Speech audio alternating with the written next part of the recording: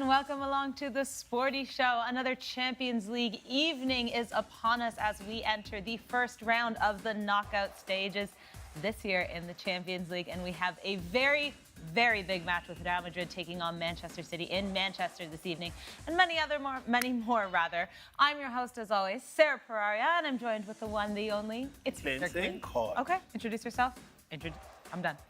Welcome along to the Sporty Show. So this evening is Manchester City facing Real Madrid. How did you say again? Get out. Introduce yourself. What? Right, okay, let me introduce myself. Do I need to introduce myself? Oh, man, allow me to introduce myself. It's KlintonCod. Right, I used to be a rapper, by the way. I just was going to give one or two of my lines. But let's go into introducing Shantelle. Shantelle, what's up? It's good to see you again on the show. Where you dealing, brother? Where I deal with. Where I deal with. Thank you. I'm good, and thanks for having me on the show again. And Alex. Good to be back. Another day, another exciting day of football with Champions League, FA Cup, Championship. It's got everything, and I'm excited for it. It does. Actually, as we speak, there is a live match with Brest versus PSG. PSG are up 2-0, one penalty from Vitinha.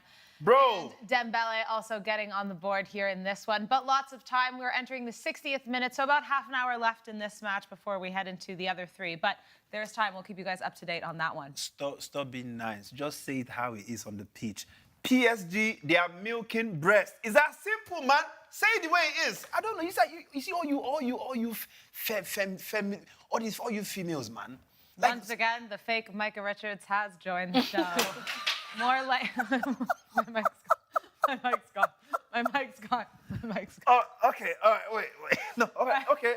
Her course is gonna be taking over because clearly, you see. No, even the mic knew that she was not doing the real stuff. Now let's start again. So PSG currently they are milking Brest real hard. It was 3 goals, but what happened? They cancelled one because they felt like they need to leave some milk in the breast. Now, Shantelle.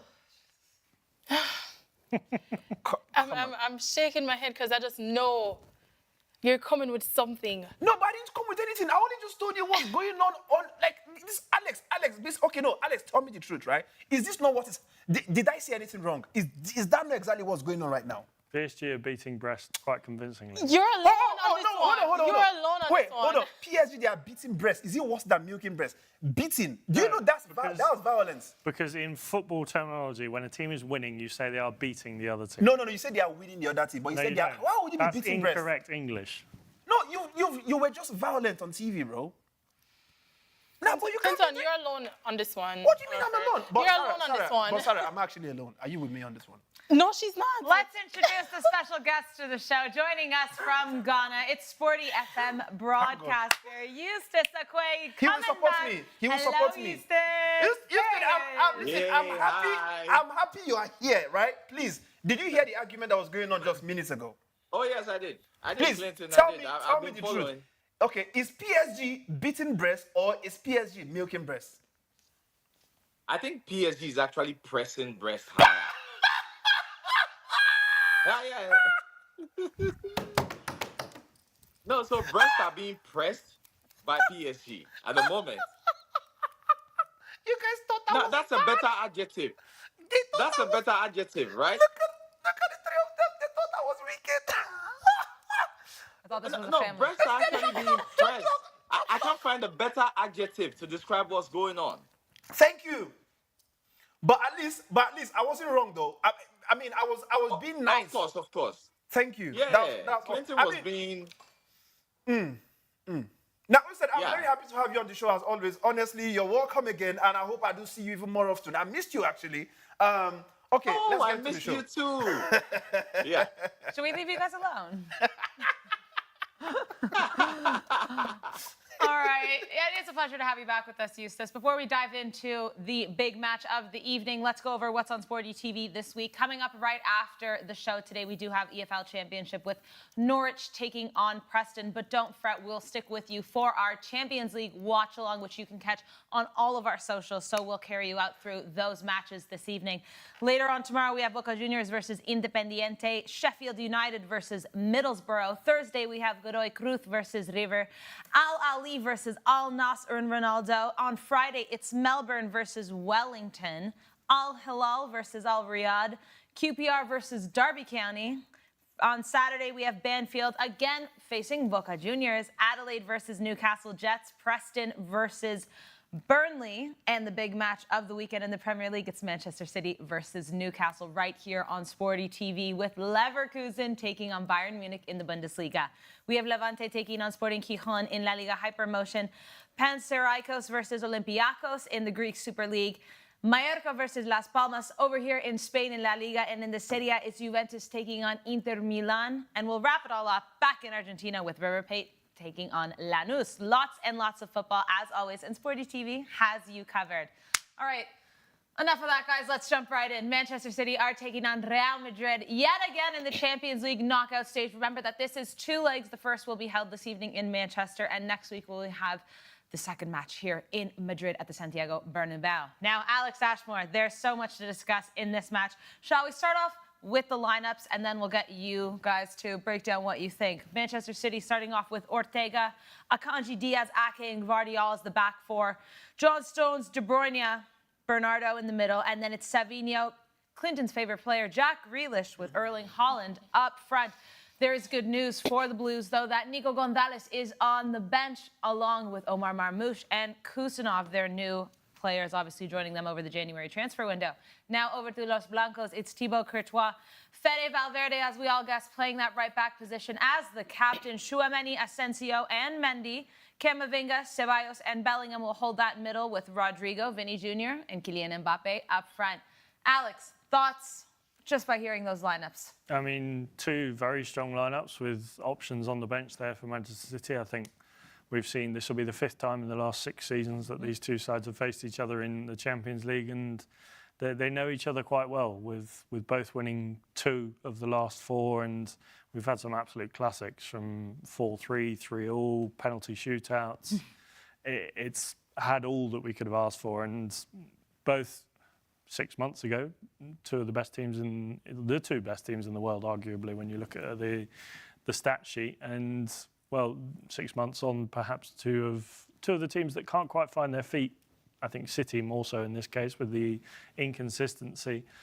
But I'm expecting a really good game, and I think lots of goals.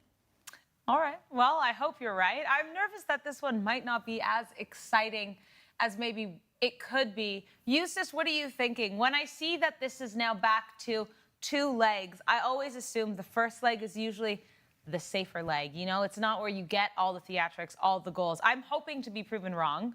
But how are you looking at this first leg in Manchester? Well, this game is one we cannot predict. I'd say, because when you look at the two teams in context, you can tell they are having very, very unpredictable seasons, and it's largely due to the injury problems of both of these teams.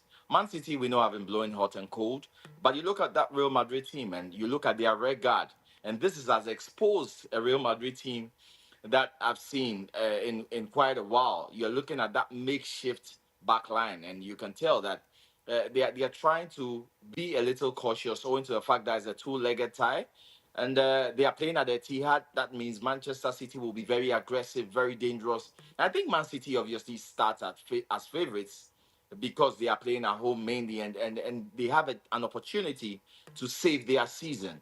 Real Madrid, on the other hand, are in firm control of La Liga, and it won't count for too much. I think they have the lesser pressure of the two teams relatively, if you ask me, because they are doing quite well in the league, and everyone can make an excuse for their injury problems. But I mean, despite all that, I think this is a game where you have 2 European giants in the last 10 years actually competing head-to-head for a place in the next stage of the Champions League. And you know Real Madrid, when it gets to the Champions League, they take no prisoners with that one. And owing to the recent history, I think we are in for a very exciting match. I agree with you, however, that we are probably going to see fewer goals than we usually have been getting from this game because of the dynamics, especially with the defenses of both teams. I think both teams will set up really, really cautiously and try and prevent the other from scoring. Despite all of that, I think it's going to be a very exciting match tonight, nevertheless. Clinton, Jack Grealish, any comments? Well, I mean, you obviously know what my comment is. I don't like Jack Grealish, personally. Both personally, as a footballer, I don't like Jack Grealish. I liked him before, but his football then made me not like him anymore. Because I feel like, first of all, he's a proper overrated player. 100 million for Jack Grealish, he plays like a 25, 30 million pound player. And I understand the whole thing about English players. They are always very hyped, and then they put this big cash on their head that, I mean, Alex, sorry, I know you are English, but you know what I'm saying is fact. Jesus. Like, I don't care what you have to say. You know what? You don't. I know you will not admit it in front of the camera, but you know that guy is highly overrated. Am I correct? I think he's underperforming. No. Don't tell me he's underperforming. He's not overrated. 100 million. I think he's overrated. He's overrated. I mean, I don't think it's a case of him being overrated because I do think he is a good player.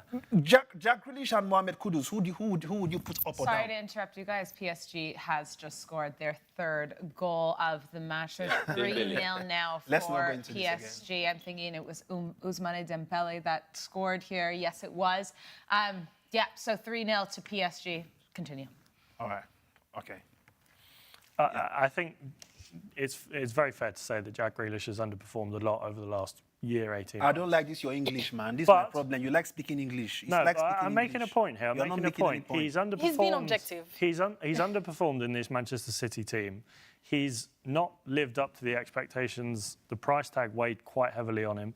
When you look at the system and the team he's playing in, I do think perhaps it's not quite suited to the way he played. We saw how he did in Aston Villa. He was a brilliant player there. He was free, he was creative, he expressed himself, but he hasn't been that same player at City.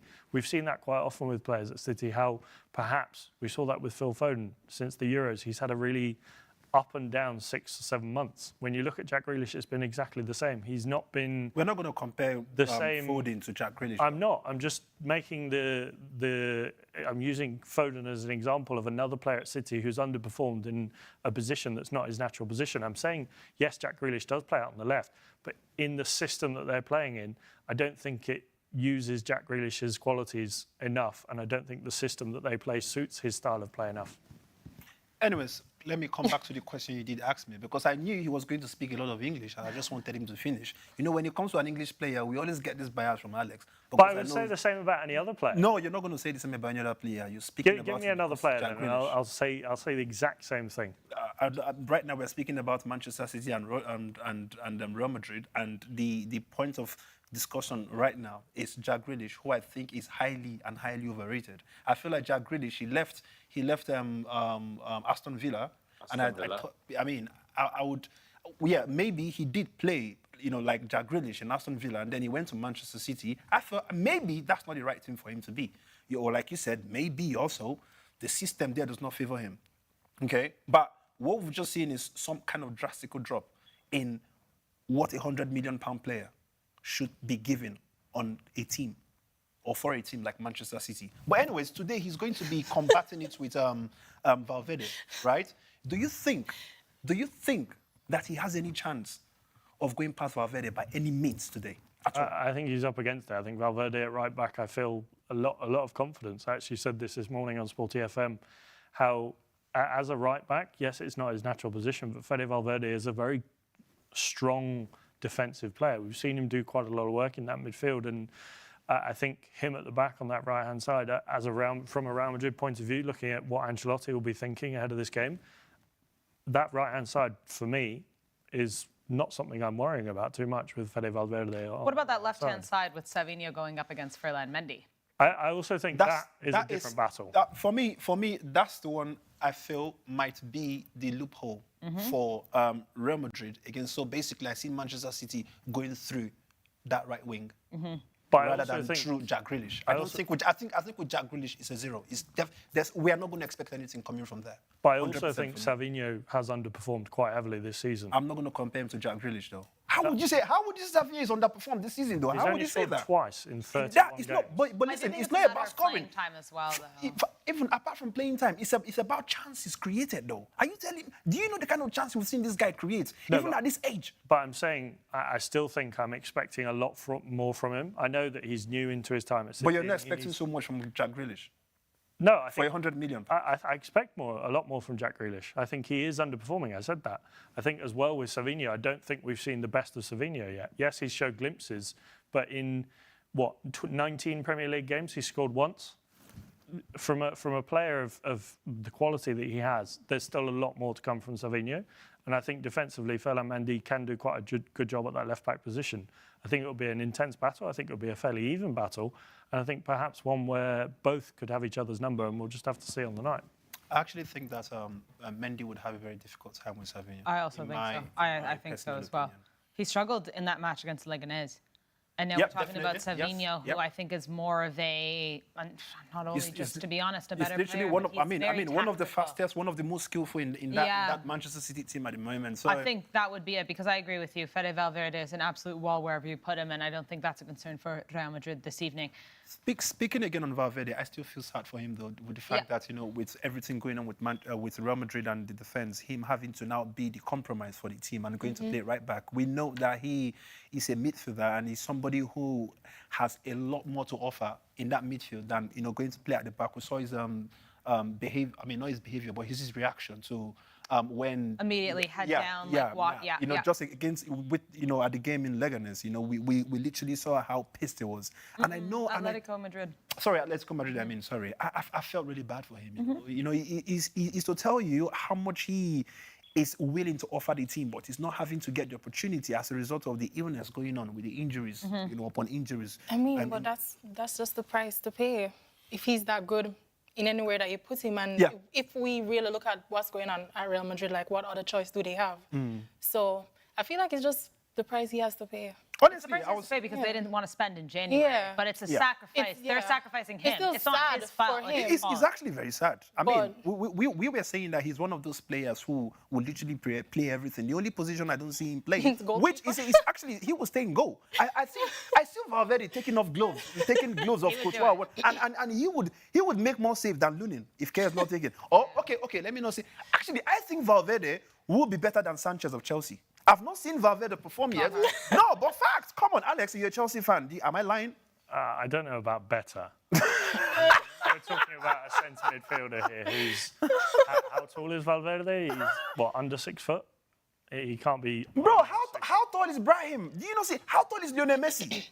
I mean, we're talking about keepers. I know keepers, but obviously he went into height. And listen, he's playing different. They would expect most defenders to be, kind of tall and have... Sometimes I think it's not even the height. What's the name of the? There's this keeper that's no. Is it what's the name of this? Which keeper? He has? No. Hold on, I want to remember. There is. Sorry. No. There's one of the keepers I know. He's not as tall. Kepa is not tall. Who? Kepa. I mean, but Kepa. Nah, but Kepa is still above 6 foot though. Like, I mean, he should be 6'2" or something. He's just about 6, yeah. It's just about 6. Yeah, it's 1.88. Raya, yes, Raya is the one that. Wait, how tall is Raya of Arsenal? I think he's about 5. Well, actually, 1.83. He's shorter. Yeah, well, exactly. Just on that 6 foot mark. So how tall is Valverde? Isn't he like 5'9"? I don't know that in Let's look at Valverde and Raya. He's 182. He's about the same height. As who? He's a centimetre shorter than Raya. Yeah. Okay. So that answers me. It's to tell you that Valverde could still go and go, and he will do better than Sanchez.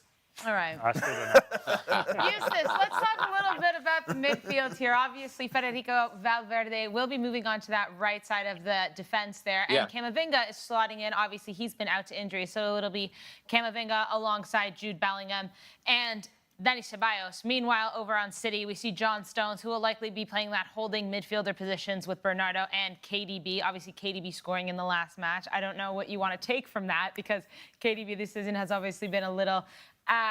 all over the place. But I think this could be a match won in the midfields here. Are you leaning towards Real Madrid or City when you see both these lineups right now in the midfield? Well, there's a lot of tactical chess going on. I'd call it tactical chess going on with this one. We all know Fede Valverde and his attributes. We all know he's got that powerful drive. He's a workaholic in the middle of the pitch. And so to lose him to a right back position obviously is detrimental to that Real Madrid team. I don't think they would love to do it, but we've seen great teams with certain players always having to sacrifice. We saw Michael Essien in Chelsea some years ago having to play at right back in the same Champions League competition. Sacrifice for the team, absolutely necessary. Once the gaffer calls it, you actually have to put in that shift for the team. So I think Valverde at right back is a makeshift compromise, but Real Madrid will have to do that. Now, it comes down to the middle of the pitch. And what's happening? Camavinga slots in and gives the team that kind of balance. I don't think Real Madrid are going to suffer too much because Valverde is a natural right midfielder player. He just has to concentrate defensively. And then I look at the opposition Madrid are facing in the middle of the pitch. John Stones is in there. And you guys were talking about Jack Grealish and Savino and their statistics. But I think to me, it boils down to the center of the midfield for that Man City team. Once Rodri got injured, let's look at the statistics for Haaland. Let's look at the statistics for Foden, for Jack Grealish, whoever plays in that front three. And you see that their figures come significantly down because the productivity in the middle of the pitch is not the same. Manchester City dominate games at 70% possession, 75% usually.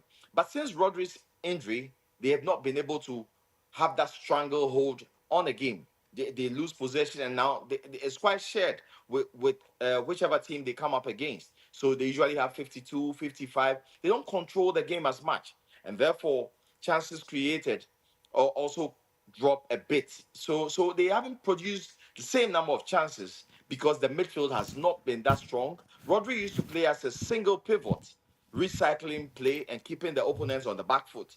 Now he's not there, and I think two men are trying to do what Rodri did alone, and that is actually telling in the output of Man City's creativity.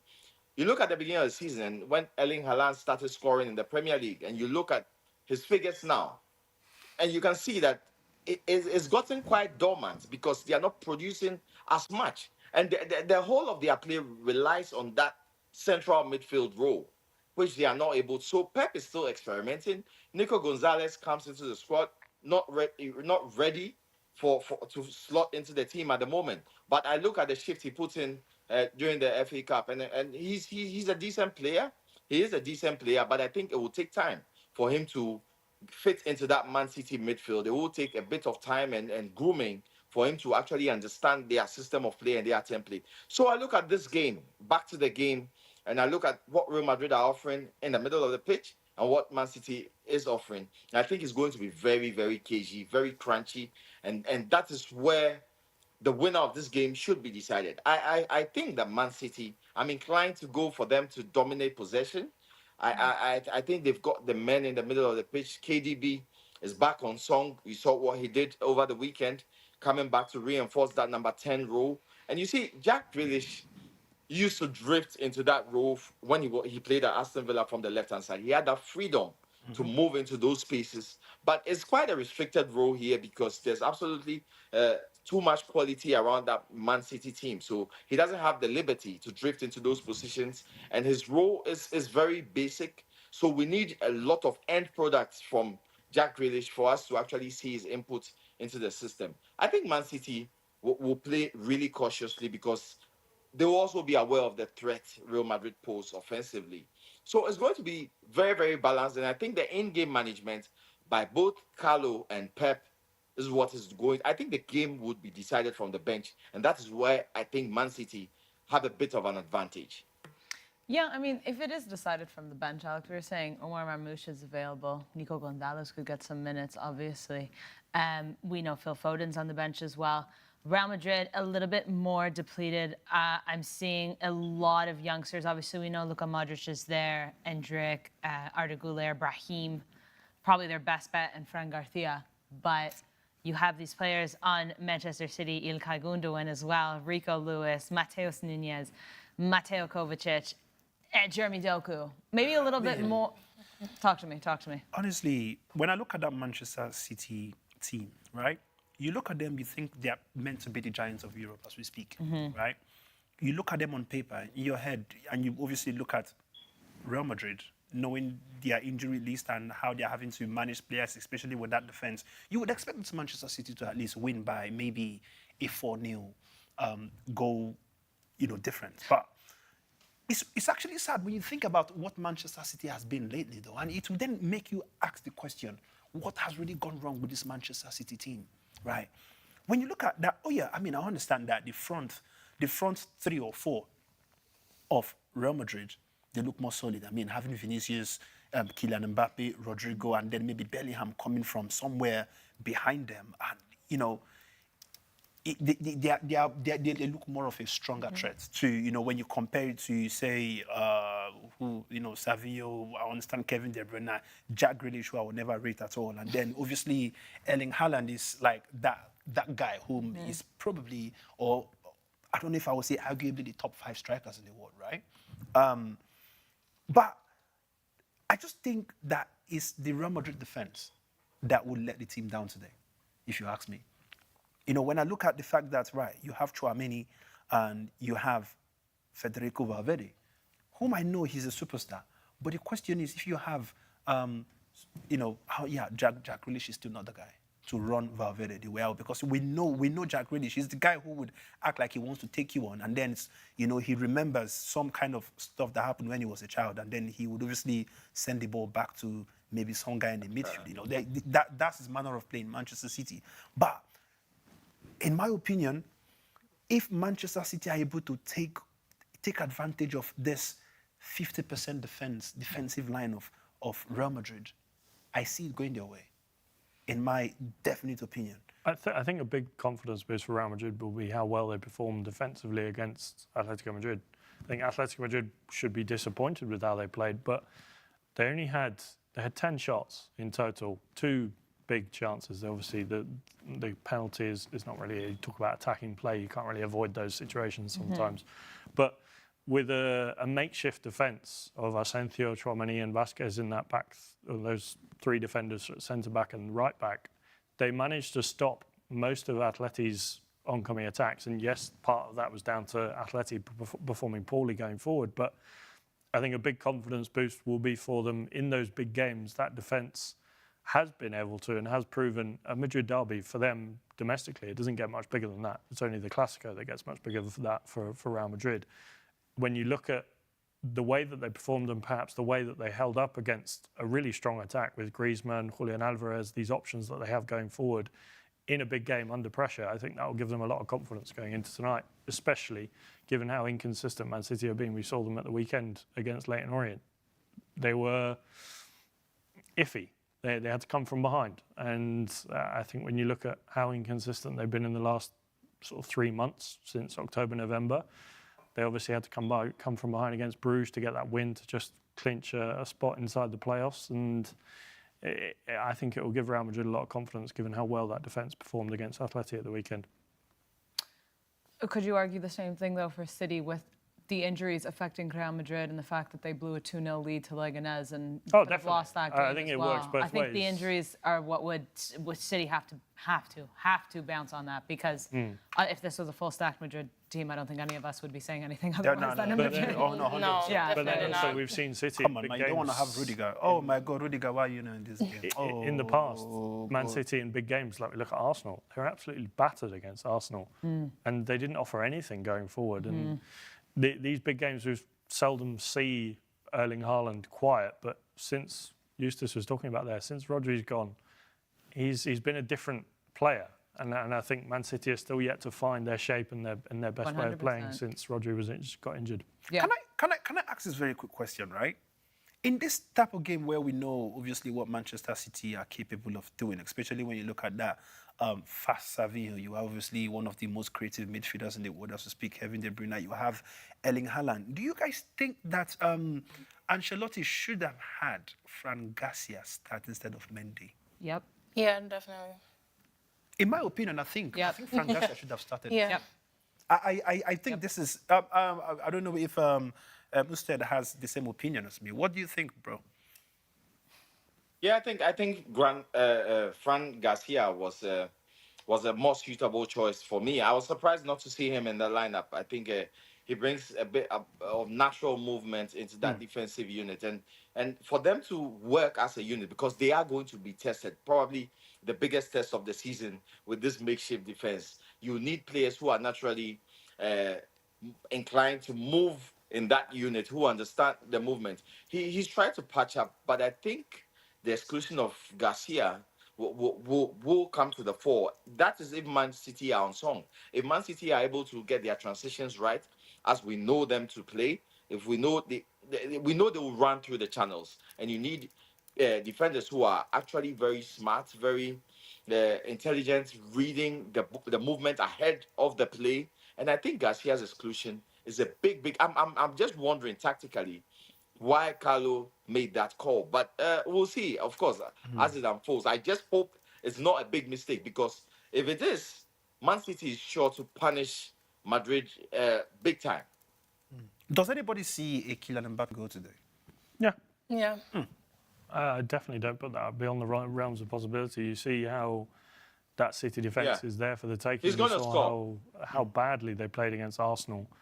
And that's an Arsenal front line with Kai Havertz, Trossard, Martinelli. You compare that to Vinicius and Mbappe, some of the players that Real Madrid have going forward, Jude Bellingham. I think I'm expecting some goals tonight, and I definitely think Kylian Mbappe will be on the score sheet. Yeah, because I know I heard Usted he did mention. He said, yeah, Sara, I don't know if you also shared the same sentiment. Yeah, when you said there was not going to be a lot of goals in the game, or how did you actually feel like it? Yeah, I don't know why. I feel like this one's... Yeah. No. I mean, for some reason, I think they agree. This game is a very good. I mean, obviously, you guys just saw on Sporty Bets, quite a few odd being shown. I think this is a very good over 3.5. I feel like it's 50-50 because we've seen where... What do you mean 50? Like 50 goals, 50 goals? It's not basketball, No, not like that. In the sense of we've seen where we know what Real Madrid issue is with the defense, and we've seen where Man City, they have their struggles as well. But I feel like both the team will be putting up a good fight. So we might see some goals. I'm expecting a goal from Rodrigo. We know how much he loves to score against Man City. Maybe an Mbappe goal. Maybe Haaland will score. I think it won't be that bad. Wow, there's an easy ball on YouTube who is saying Rodrigo hat-trick. I mean, please remember, this is Manchester City. This is not Cambridge. Not Cambridge. But maybe a one goal Jesus from Christ, him. Man. Maybe a one goal, but I don't see a hat-trick. Rodrigo loves scoring against City, though. Yeah, he does. But let's get to the nitty-gritty here, and let me ask you guys, because we asked you guys following us on YouTube, who's going to win this match, and 75% of you voted for Real Madrid. Now let's see if the panel agrees. Shantelle, let's start with you. Give us a score prediction for this evening's match. I see a draw. Wow. Wait. Are you also asking for the real scoreline, though? Yeah. Or is it just who wins? No? Scoreline. Give me a scoreline. Okay, scoreline. 2 for Man City, 2 for Real Madrid. You didn't have to say two, mention, Yeah, but I'm just being very clear. 2-2. Okay, 2 for Real Madrid, 2 for Man City. So who has the first two and who has the other two? Okay, so what do you mean? Who's going to score first, or? No, who has two and who has the other two? Who's scoring the goals? It's really hard over here. It's hard. Well, I didn't ask for goal scores. I didn't ask for goals. You can give me a score prediction. That's hard enough. Okay, goal scorers. And you guys at home, too. Give us a score prediction here. A goal from Rodrigo. Again, because I just know that he loves scoring against Man City. And if he doesn't score, okay, he's going to let me down. And a goal from Mbappe. And from Man City, I see 2 goals from Haaland, actually. I think she said it from an emotional side, man. Yeah, I think she likes Haaland. Have you ever sent him a DM on Instagram before? Stop. Oh my God, Clinton. Can I get a score prediction for this evening? I said this again this morning on Sporty FM. I'm going to keep with that one, stick my neck on the line, or stick my neck out even. I'm going to say 3-2 to Real Madrid. Okay. Street Fighter is going 3-2 Manchester City, but we're seeing 3-2s. All right, Eustace, can we get a score prediction for this one from you, please? I think it's going to be cagey. It's going to be really cagey, but 1-0 Man City, Kevin De Bruyne goal scorer. This is the Damn! I swear. 1-0, Man City. It's the first leg. It's the first leg. First legs are It's the first leg. Like if you were asking us next week at the Bernabeu, I'd say goals, madness, chaos, because there's also nothing to lose for whoever if someone loses tonight. But tonight, I'm not seeing it. I'm seeing an under for sure. Clinton, let's get yours. Hey. No. I don't invite that. I don't. Someone wants to talk to you. Do you guys know that ringtone from Nokia back in the days? No. My African brother have heard it before. You're showing your age. I didn't want to be rude to you specifically. Right, I think this one I am going for a 3-2. A 3-2 to Madrid. I'm giving it to Manchester City. Okay, 3-2. Wow, so we're seeing a lot of goals. Okay. I don't know, for some reason, because it's not just my score, I'm hearing it. Like, It's I'm just supposed to hearing be different. Because I saw... Because, You because say let me 3-2? 3-2 to Real Madrid. Oh, you said it too? Okay, You so said Real 3-2. Madrid. Street Fighter said 3-2. Oh, no, it's not the me. No, me, I went No, for but Manchester Street Fighter City. said 3-2 Manchester City as well. Oh, I read it out. really? No, I'm just Okay. saying 3-2 No. in general. Lots of threes, The both lots of of twos. Street Fighter, we are hearing from the same God. You will see, because I don't know, I saw it in a vision. I saw Mbappe doing like this, when the second goal came in from Manchester City, and I'm seeing who scored the goal. I'm seeing a KD. I'm seeing Kevin De Bruyne scoring one. That's and then, what I used to said as well. Okay. And then, my God, I saw Savinho score one as well. Jesus Christ! Listen, I'm giving you guys Normally, the gods that's telling me when they tell me they say I should not expose everything, but look at me, I'm saying it off. You guys should go and do the right thing. If you're on Sporty Bets, this is the best time for you to go and chop some. But no, It's going to be a fight. I don't see somebody one up in the other. It's going to be a draw. I just feel the draw coming. I just feel it. see, every single time she has had feelings, right? Truth is, nothing comes out of the feeling. Okay, so please. Isn't that what you say every time you make a prediction? I'm getting this feeling. No, but I've always been. But my own, they've always come to pass, though. I've always given evidences. Have I? Say United were going to beat Brighton quite easily. I mean, I Twice. didn't predict that one, Twice. though. I didn't predict it. So you don't have a good track record? No, Case come on. closed. Go and ask Case people online. closed. Go and ask people online. Case closed. Do you know how many people that have bought houses fruit? What I see on this show. Look at you, man. 0. All right. Enough of that. Let's move along because there are two other matches happening at the same time. We have Dortmund taking on Sporting, guys. Now, this one should also be a very interesting match. Alex, obviously Dortmund not having the best of campaigns, but they finished 10th. They were only a point out of qualifying in that top 8. Meanwhile, Sporting starting off completely and very strong against Manchester City. Remember that all the way back in October now. They beat Manchester City 4-1, but they ended up finishing 23rd out of the possible 24 that are going to, go through or at least go to the knockout round. How are you feeling about this one? Obviously, there's a few players to watch out, Goicoechea, but Sergei Guirassy is now tied with Robert Lewandowski for both of them being the top scorer right now in the Champions League, 9 goals apiece.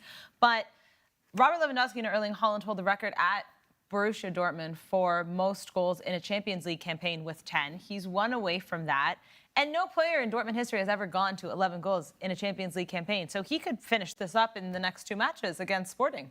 He could. I think, to be honest, when I look at Guirassy and the way he's performed this season, that Dortmund have some really exciting players, and it's a shame to see them not perform to the level that we know they can with the players they have. You look at Jamie Gittins, I've been really impressed with him this season. He's been brilliant. Adeyemi, I think, has his periods where he can be a really good player. And going forward, they're a really threatening side.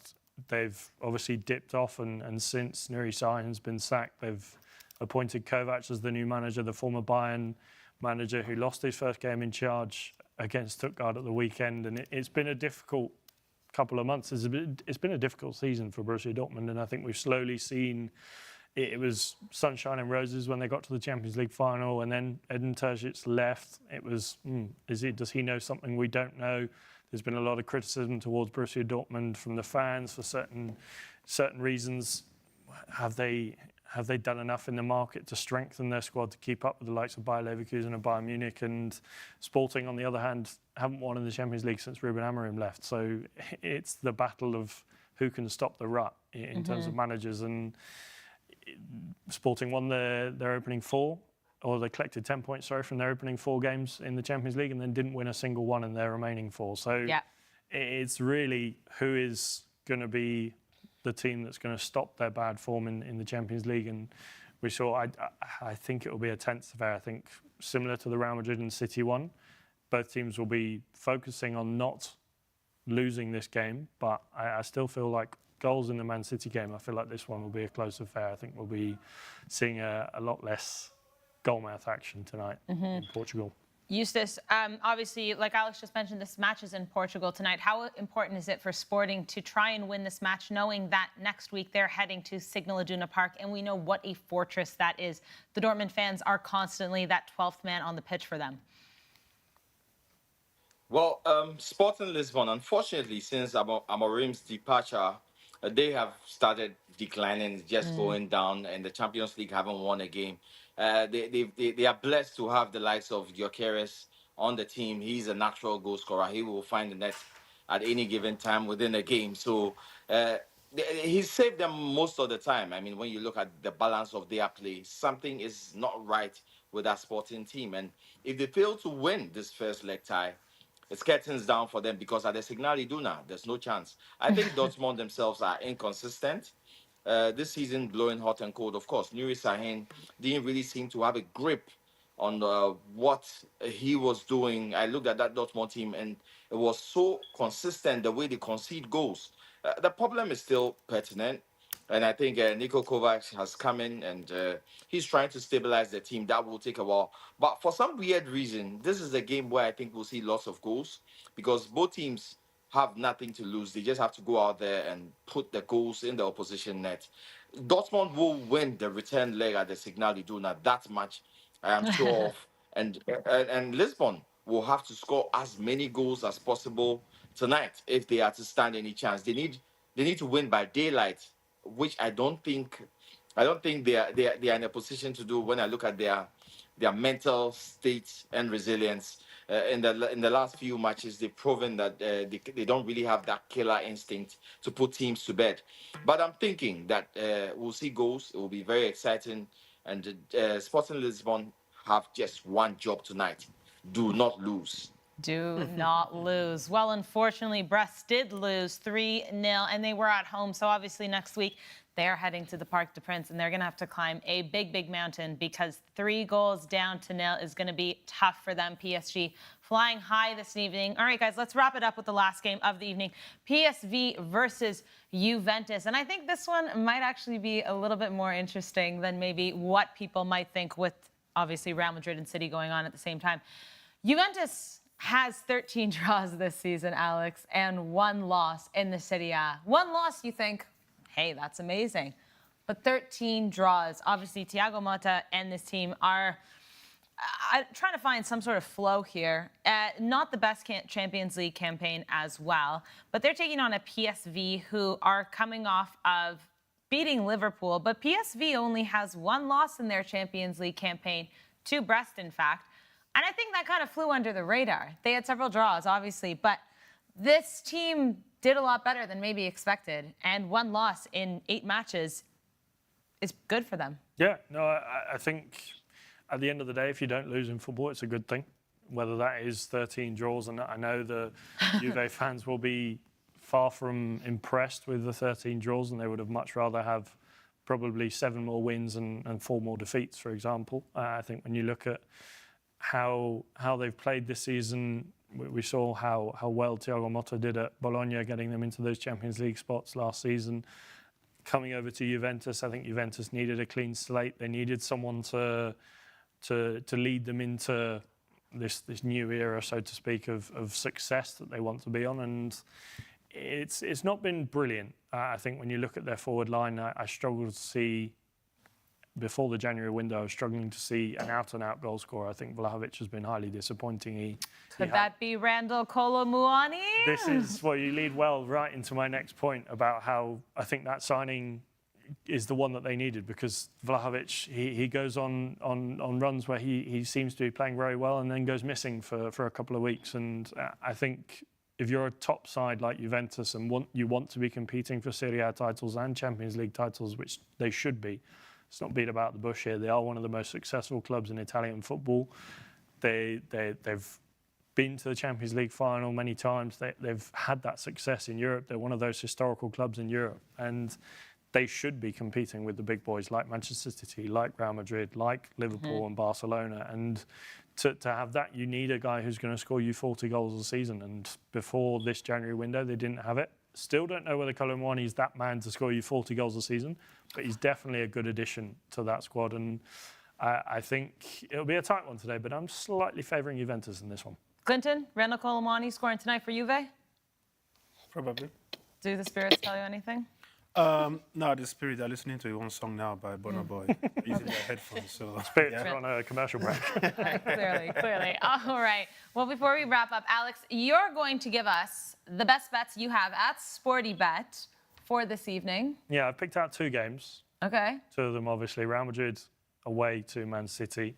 Oh la la. Real Madrid finished 1 point outside the top 8. They finished quite well in the last 3 games of the Champions League. They lost 3 of their first 5, so it was a topsy-turvy start with losses to Lille, defeats to AC Milan and Liverpool. Obviously 2 very good teams historically, and especially this season when you look at Liverpool. But they've come into a little bit of good form. Yes, they've only got 1 win in their last 3 with that loss to Espanyol in the league. But you look at City as well, inconsistent, but both teams have the capability to score goals. I looked at we were talking about how they played each other. This will be the 5th time in 6 years.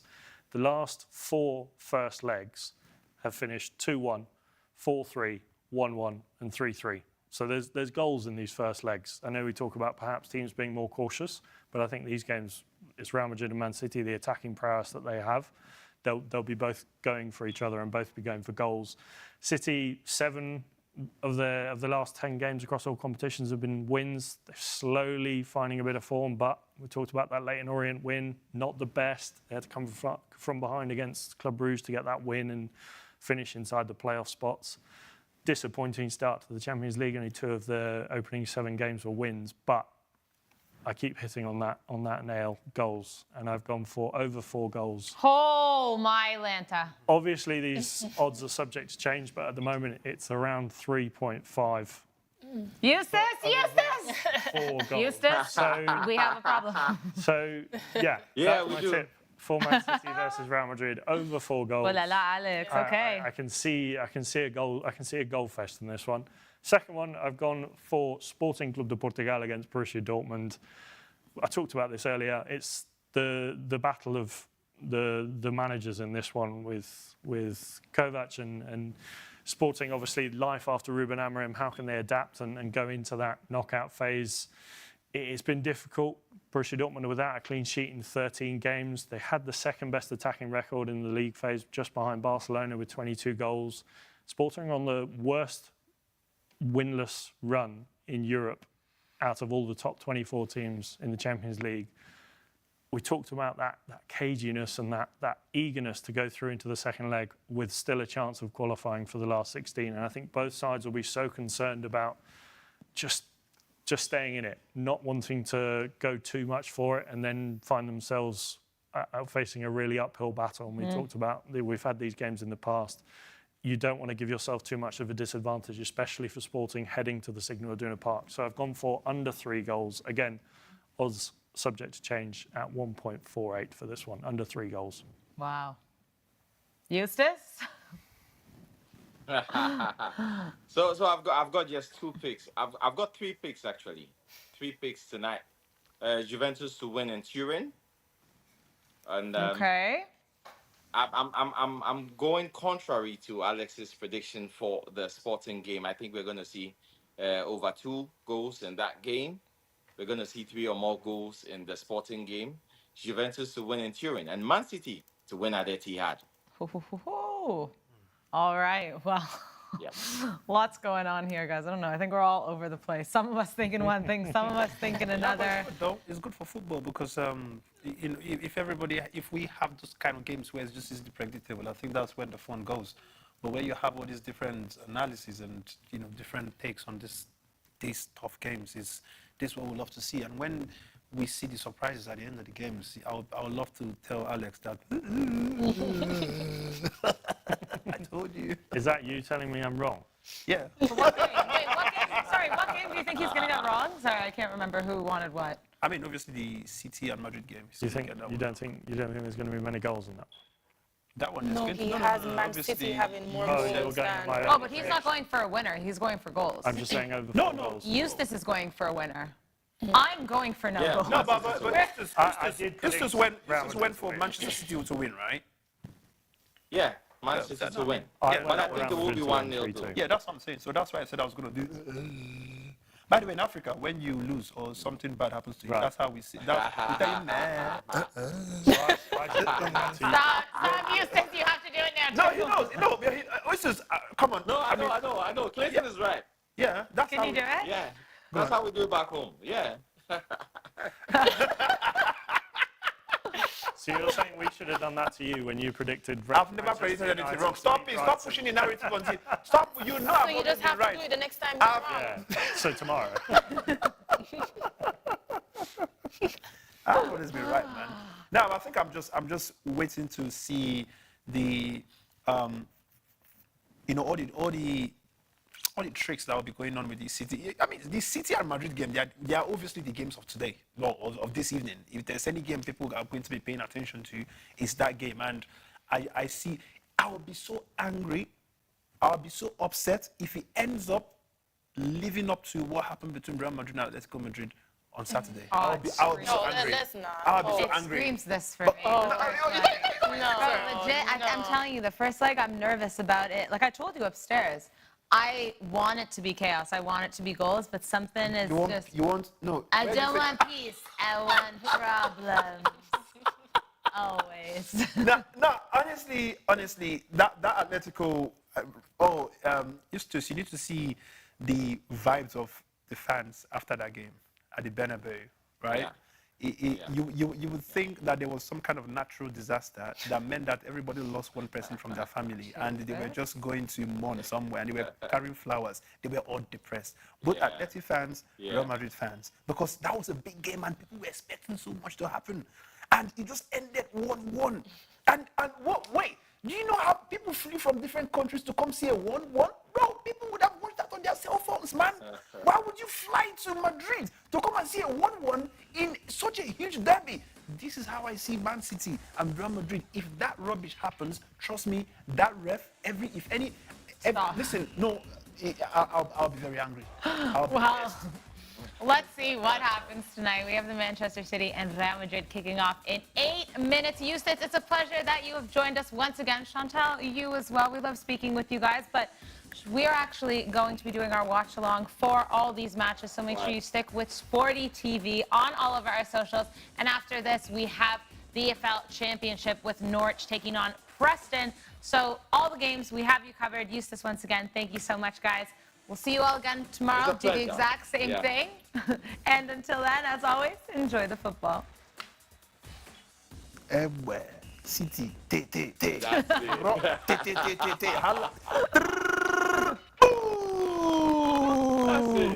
it. That's it.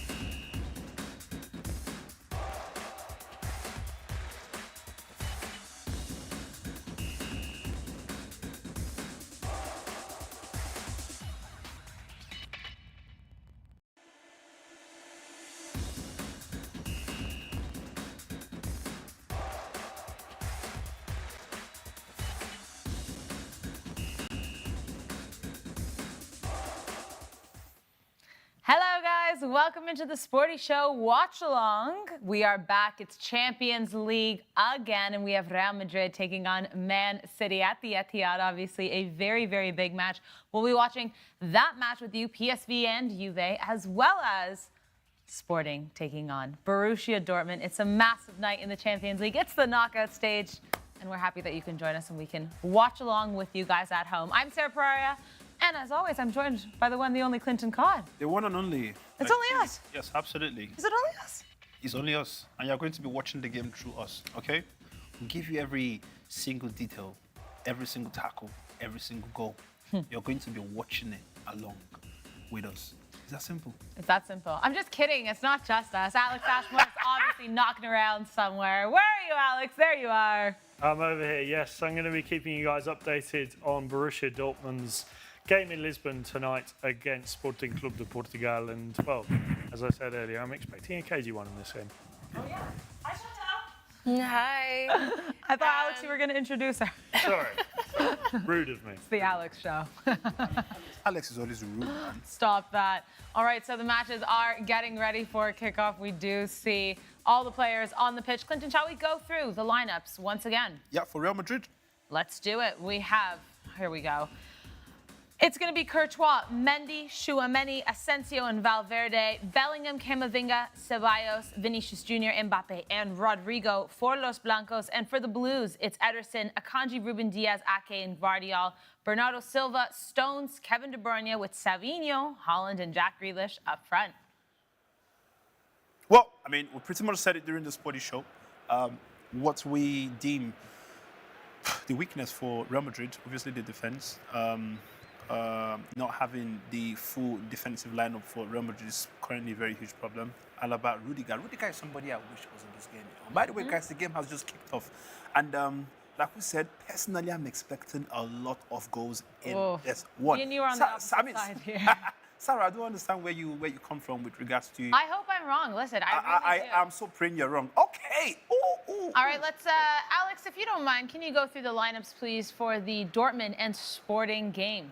Yeah, so we've got Rui Silva in goal for Sporting Lisbon, Fresneda, Saint-Just, Diamond and Reis at left back, and then a midfield two of Simoes and De Bast, with Kenda, Trincao and Araujo on the left-hand side, with Harder up front. For Borussia Dortmund, we've got Kobel in goal, Svensson at left back, with Schlotterbeck and Emre Can at centre back, with Ryerson at right back, Sabitzer and Pascal Gross in those midfield two, Jamie Gittens, Brandt and Karim Adeyemi on the right, with Sekou Guirassy up front for Bevalde. All right, that should be a good one. All three matches have kicked off here for PSV and Juve. We'll go through the lineups just quickly. De Gregorio in the back for Juve, as always. Weah, Gatti, Vega, and Kelly, back three.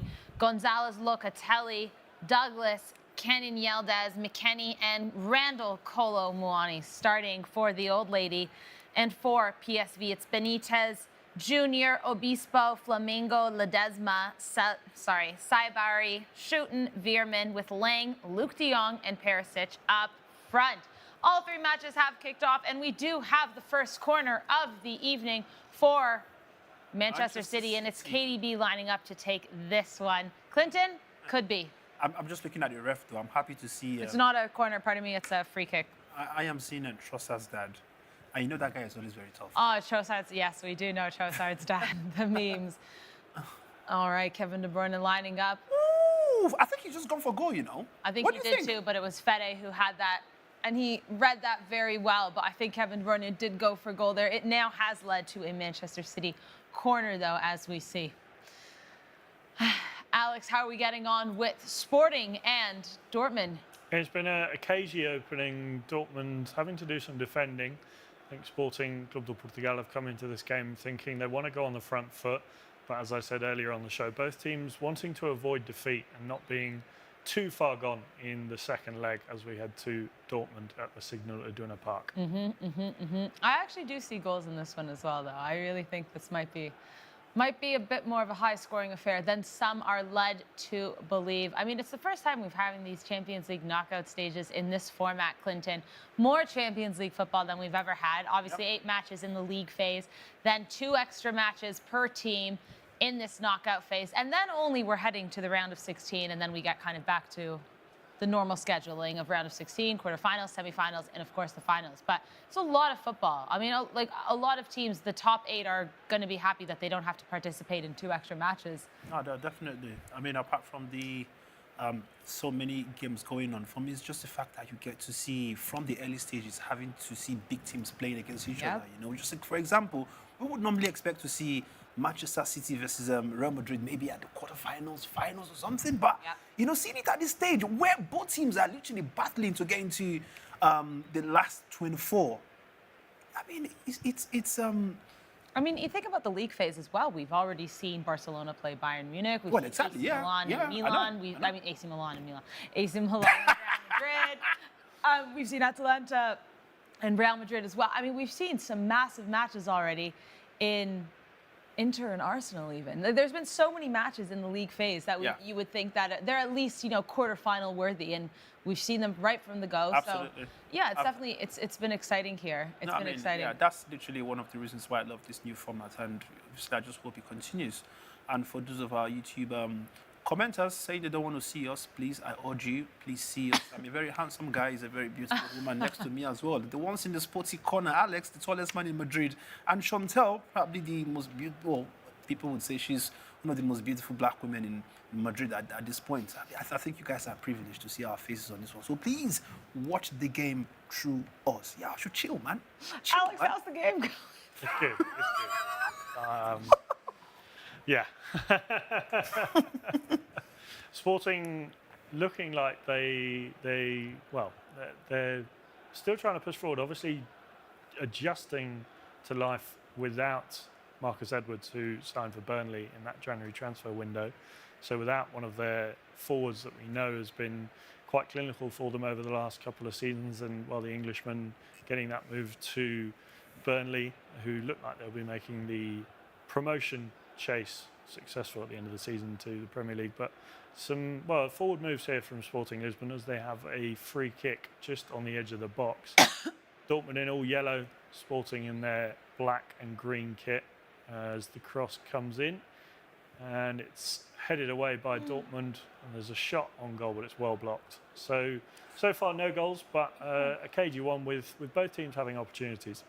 Yeah, I mean, also from the Juventus-PSV match over here, it's been all Juve. I know we're only 6 minutes into this match, but Juventus have been pressing. I think the ball's been in the area of PSV for the entire 6 minutes of this match. Juve know they want to score early. Obviously, they're playing at the Allianz. They're at home. They want some motivation for the fans. So it's looking like it's going in Juve's favor at the moment.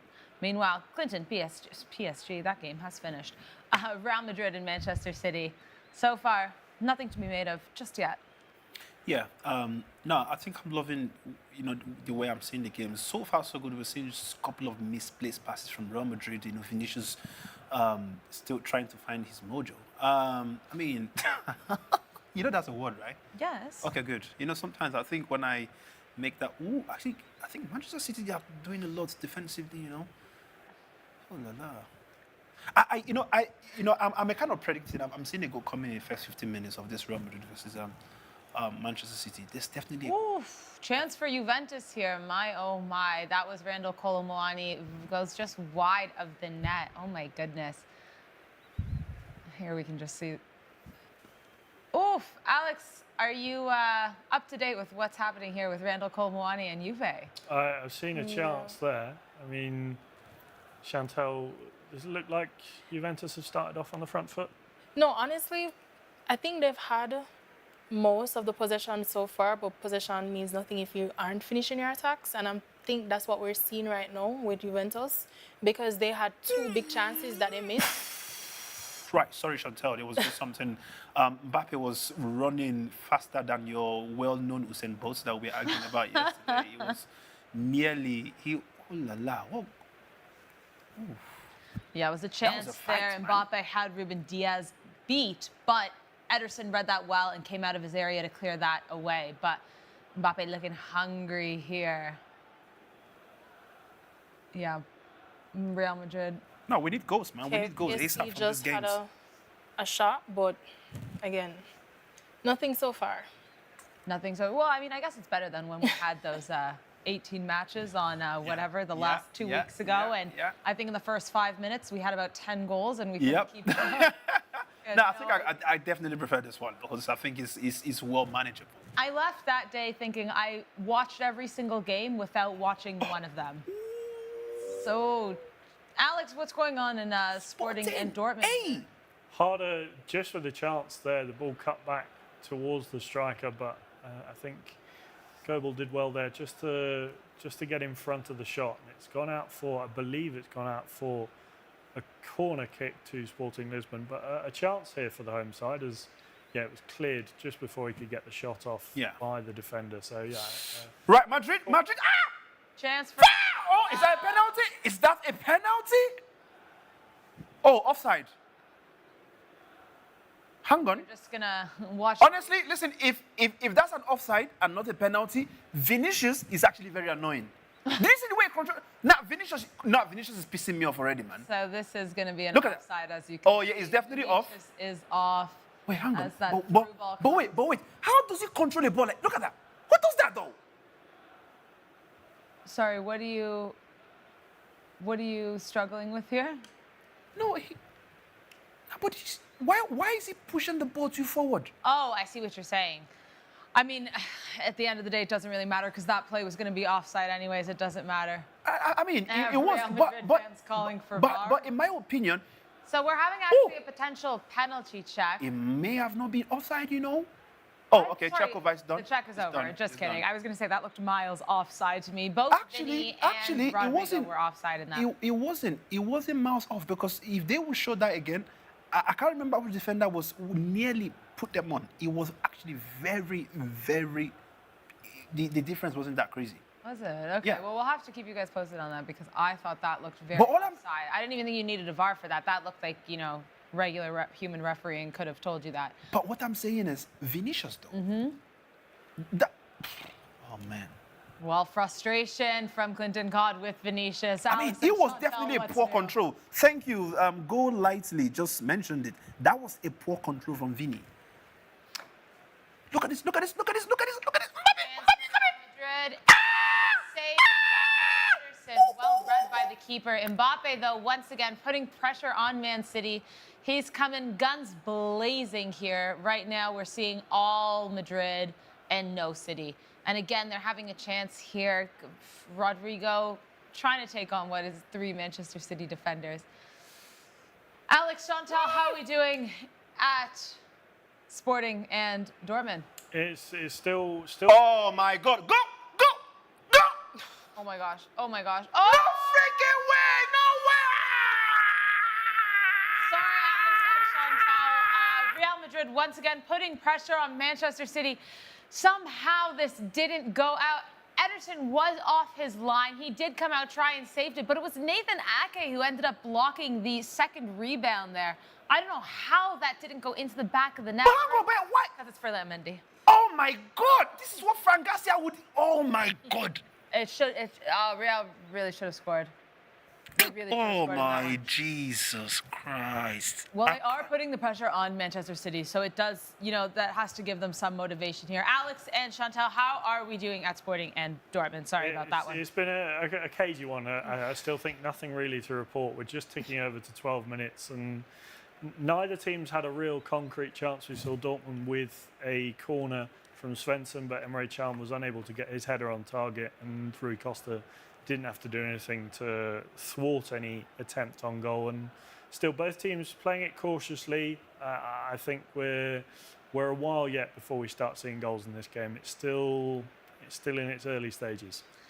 Well, 0-0 across the board in all 3 matches so far. Arguably, maybe Real Madrid should be the team that should have scored by now. Definitely. Maybe Juventus as well, but I think Real Madrid had a much clearer chance. Juventus for sure.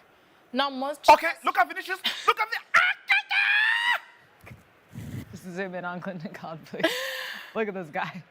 Oh, yeah, so Clinton is having a time over there. Clinton having some frustration. Vinny Jr. with another breakaway here for Real Madrid. And kind of loses control once again, making it quite easy for Ederson to clean that up. But what's concerning here about Manchester City, I don't know, Clinton, if you agree, is that Ederson is being put to the test, but he's doing well. He hasn't been put under that much pressure yet.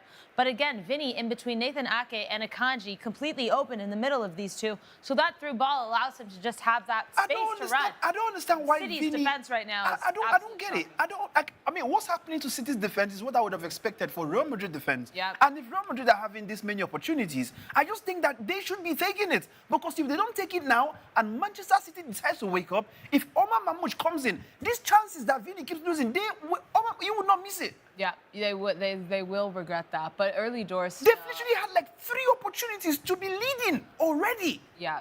In just not even a quarter into the game yet. You can't imagine Pep Guardiola is comfortable with Oh my that God. he's seeing right now. Jack Grealish on the run, Clinton's favorite player, as we all know, and it's forced out. Alex Shantelle, 0-0, Sporting Dortmund. But I did see Sam Adeyemi try to cross something into the area not too long ago.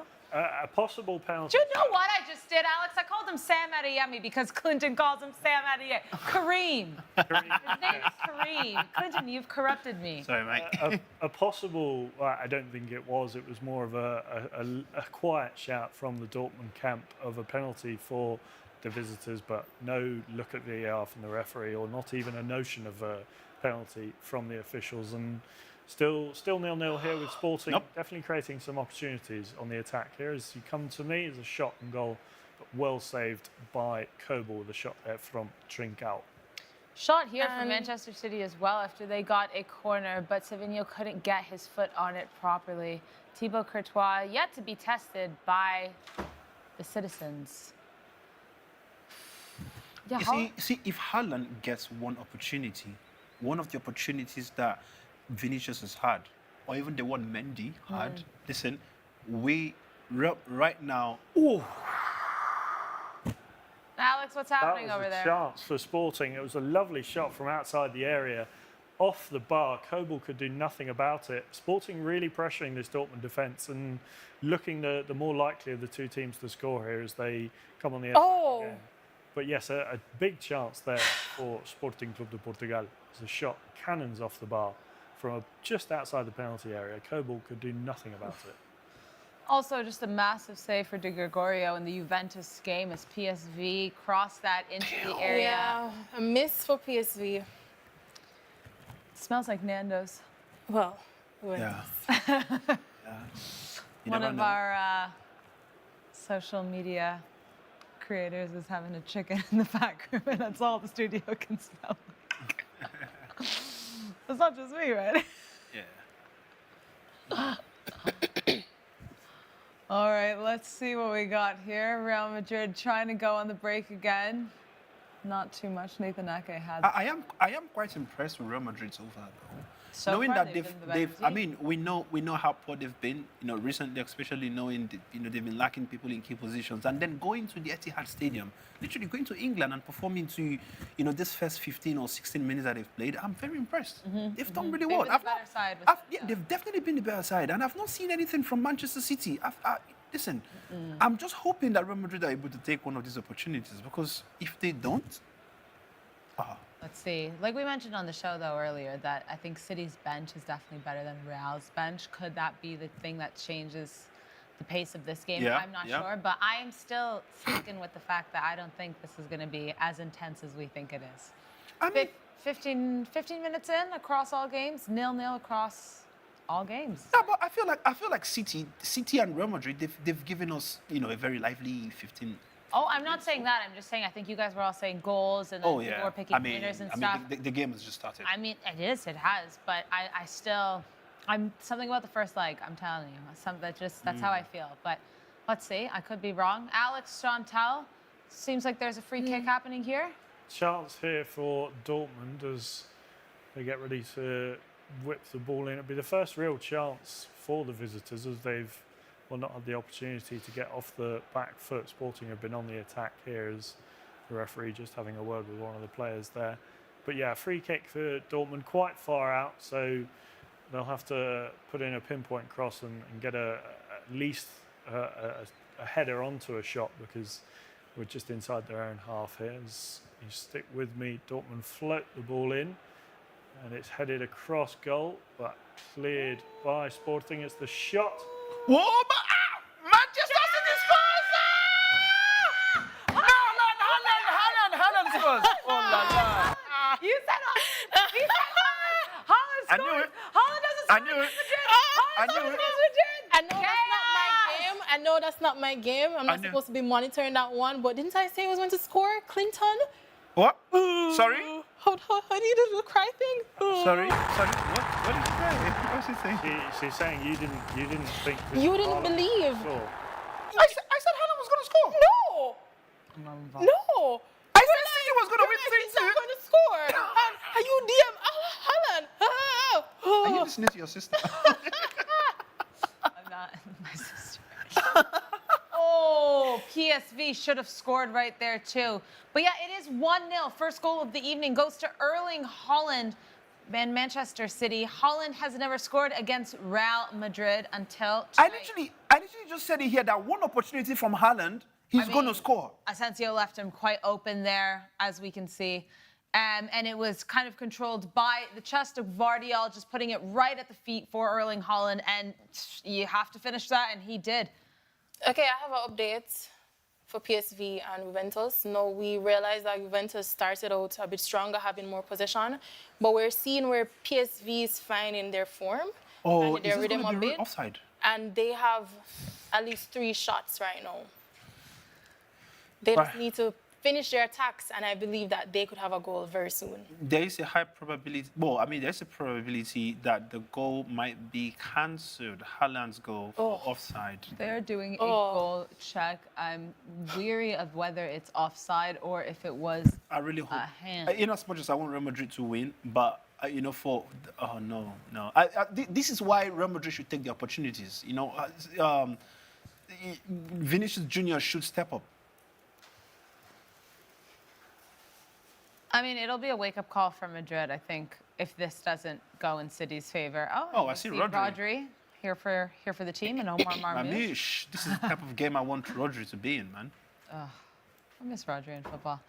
But this is exactly what Real Madrid need. If this goal doesn't count, I think really it's not going to count. In my opinion, I don't think it's going to count because clearly, the header, the tiny header that dropped it for Haaland was in an offside position when he came to him. So. Do you know what though? I do love to see Ancelotti and Guardiola having a bit of a chat here. 2 class managers with respect for one another.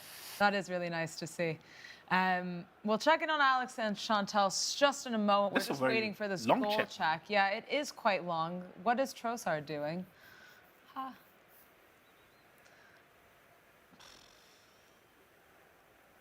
The tension is building. Yes.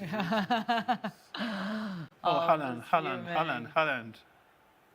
Haaland is like, come on, man. What are you guys checking, bro? Tell us. Even Vinny's like, let us know what's going on, bro. Vinny's like, yeah, a tiny bit offside.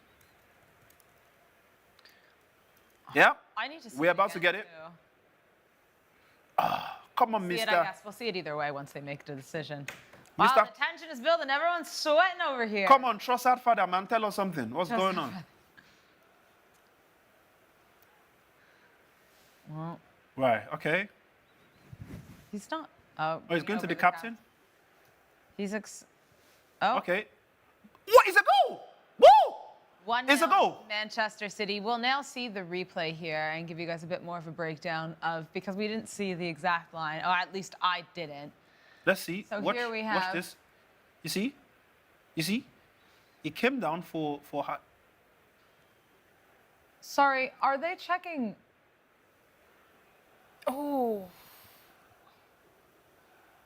Are they checking offside, or were they checking if that was a handball control from Guardiola? Yeah, because that's kind of what it looked like instead. Yeah, it may have been. I think it was that because his hand was out and he did control it. But regardless, that is a goal for Manchester City and Erling Haaland. Alex Ashmore, it's 1-0 at the Etihad.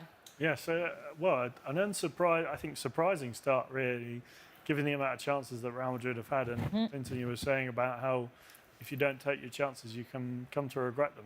And Real Madrid are now regretting not taking those chances as well. Man City on the attack again here. I literally mentioned it. And I specifically said if Haaland got one of those opportunities that Vinicius has had, or even Mendy, Haaland would not waste it. And he did exactly. He literally did it.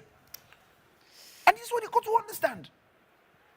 There's an argument that, though, this will now push Real Madrid further to, you know, score, do something with their chances. Because now they have to. They're losing 1-0. Also, just at the beginning of the match, I don't know if any of you guys saw it, but the citizens did put out a big tifo with a photo of Rodri kissing the Ballon d'Or and said, "Stop crying your heart." Oh my God, no way. They can't be doing that, man. Jesus Christ. Nasty, nasty, nastiness. And obviously Rodri was there and he actually was caught taking a photo of it. Oh my That's football. God, no. Bro. The chance for PSV again. No. PSV are really lighting up after, that 10 minutes of Juventus possession. It looks like Luke de Jong had a chance there. I think this game is going to end in a draw. If it's Juventus, I think that's one lock. That's actually one lock we should have given the people on SportyBet. Go for a draw. If Juventus is playing, go for the draw. I mean, I still don't see it as a draw, though. You don't see it as a draw? Definitely not. What do you see? PSV is having the better run right now. Definitely they are. Definitely they are. But, it still might end up being one of those games just like City Madrid, where Madrid seems to be getting all the opportunities, not scoring it, but one opportunity from City, Haaland takes it. I think it depends on who the forwards, how... Whoa! What a chance! Oh, my God! Did you just see this from Vinicius? He hit the woodwork. My God! Look at that, look at that, look at that. It's coming.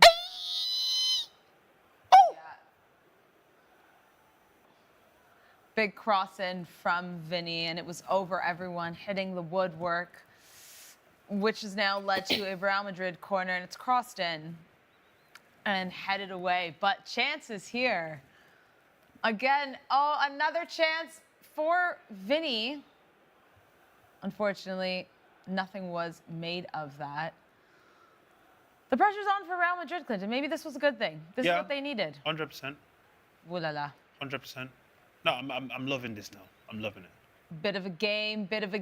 Yeah. Alex. I always like it when there's a goal at the early hours of the or the early minutes of the Nothing game. safe with an early goal. Yeah. You almost like it awakens the opponent team, and they have to just start performing, and that's what we're seeing with Real Madrid now. All right. Well, Erling Haaland with the only goal of all 3 matches so far. Alex, how are we doing with Sporting and Borussia Dortmund? Still 0-0. Dortmund having their chances, slowly pushing Sporting back into this, and I think it's been a Sporting dominated the first 20 minutes as we come into the latter stages of this first half. But I still think the real key here for Sporting Club de Portugal is the lack of Gyökeres up front. I think Harder is not being able to get on the end of those crosses that Sporting are putting in, and the chances they are having could be for a target man like Victor Gyökeres, and we saw him there sat on the bench talking to his teammates, and some chances that they could have been a lot more successful with had he been on the pitch. But so far I think more in favour of Sporting, but Dortmund definitely still having their chances to stay in this game. Clinton, 48 goals in 48 Champions League matches for Erling Haaland. I mean, it's to tell you that he's a striker and he does his job. It's that simple. Like I said, and we've said it on this show so many times, Erling Haaland is that striker who would stay there, making all the runs, staying in the positions that he ought to be. The passes might not come, but the truth is, if it eventually comes, he's going to bury it. No matter what it is, he always does it. And that's what it's not the stuff that we speak about the likes of Nicholas Jackson. Somehow it's going to come into the equation when we speak about strikers. But this is what you speak about strikers. Nah, but this is what it means to be a striker, though. A striker is someone who understands positioning, who understands hold play, who understands, striking, being in strategic areas where he knows the ball is likely to come in from. I mean, just look at that.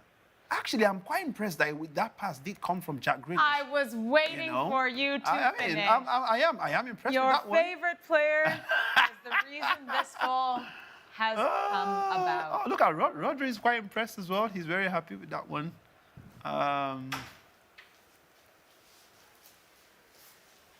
Well,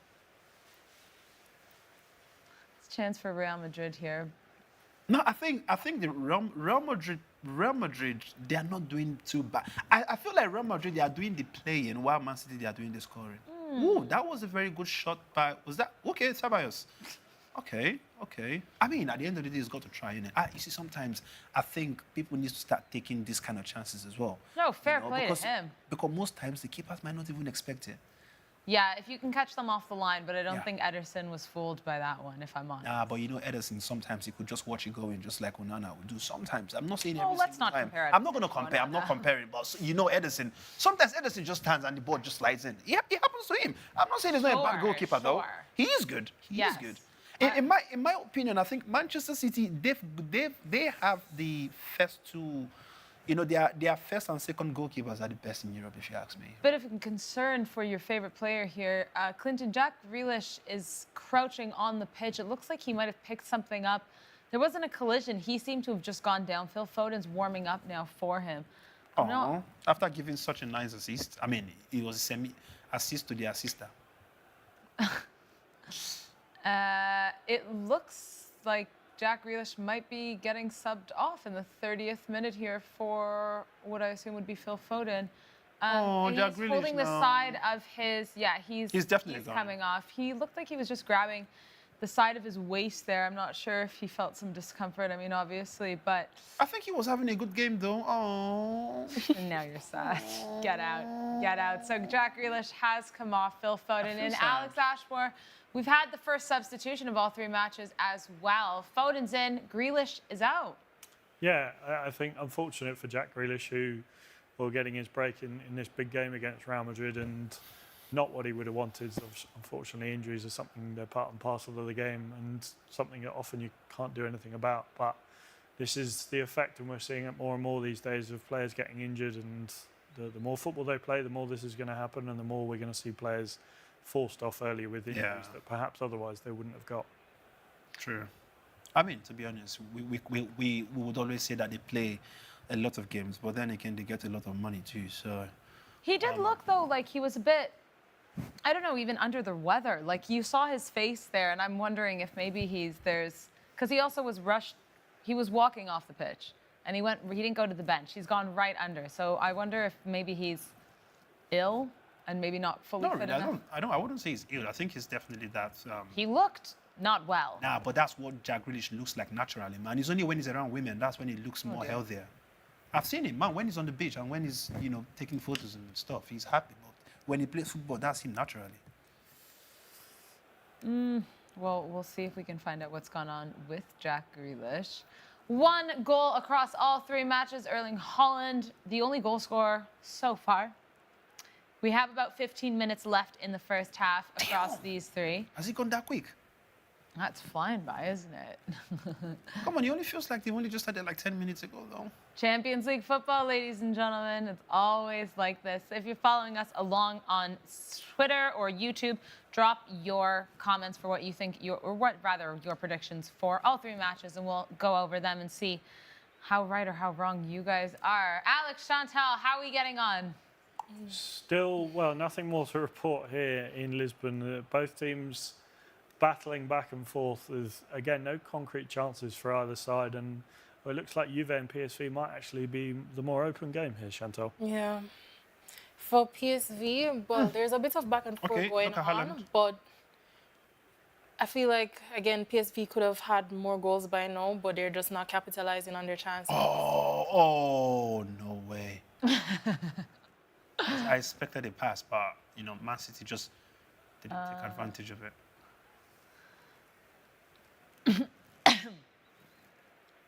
I think Man City is kind of woken up, Do you think Phil Foden will bring more to this Man City team? I feel so. I mean, I feel like Foden has not really been the player when he's playing from the left wing.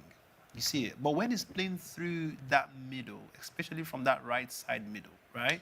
That's when we see the beast mood or the beast side of Foden. When he's playing, and we've seen it when he plays for the English team, and they've put him on that left wing. And Alex, I don't know if you share the same belief as me, but I know, this is what I've noticed, with Foden. From the left wing, he's usually not very impactful in games. I mean, he was interviewed quite recently by a news outlet in Manchester, and he was talking about how he didn't feel himself, and he's taken a while to get back to playing his top football. Obviously, Southgate insisting or persisting with him playing on that left-hand side.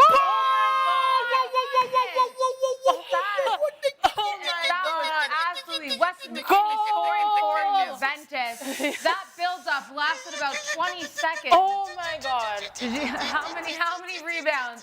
Wow! What And a the American goal, what a has scored. goal, Weston what McKennie a 1-0 at the Allianz. The old lady are ahead of PSV. This build-up is nuts. It was coming. The amount of chances that they had, and no PSV player could clear it. In, out, and finally back of the net. Brilliant strike from the young American. It's almost like Now that's a beautiful goal. The Real Madrid game. That is a super thunder you don't strike. take the chances, man.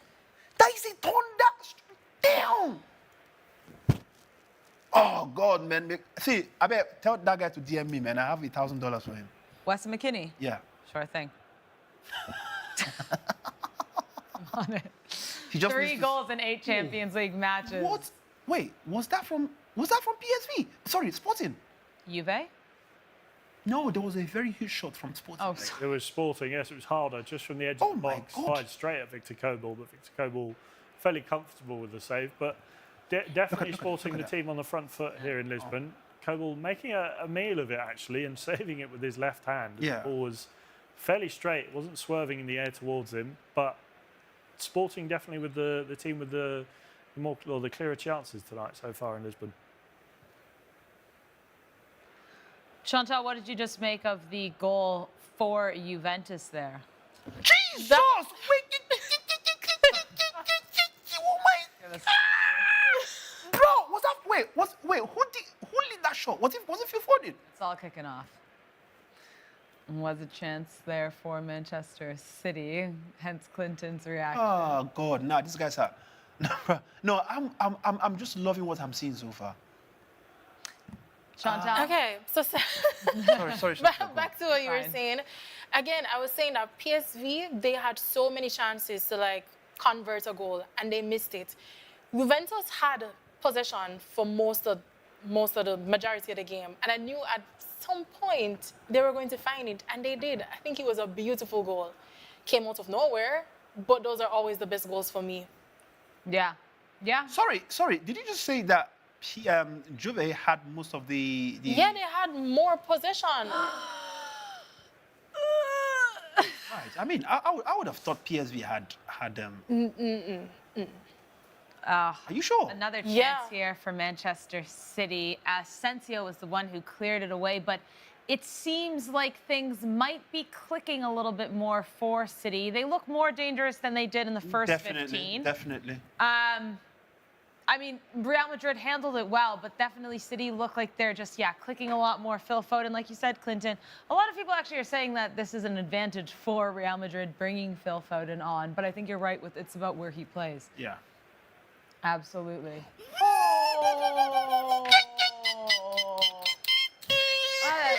Corner kick from Kevin De Bruyne for Manchester City, and it's Nathan Akanji who...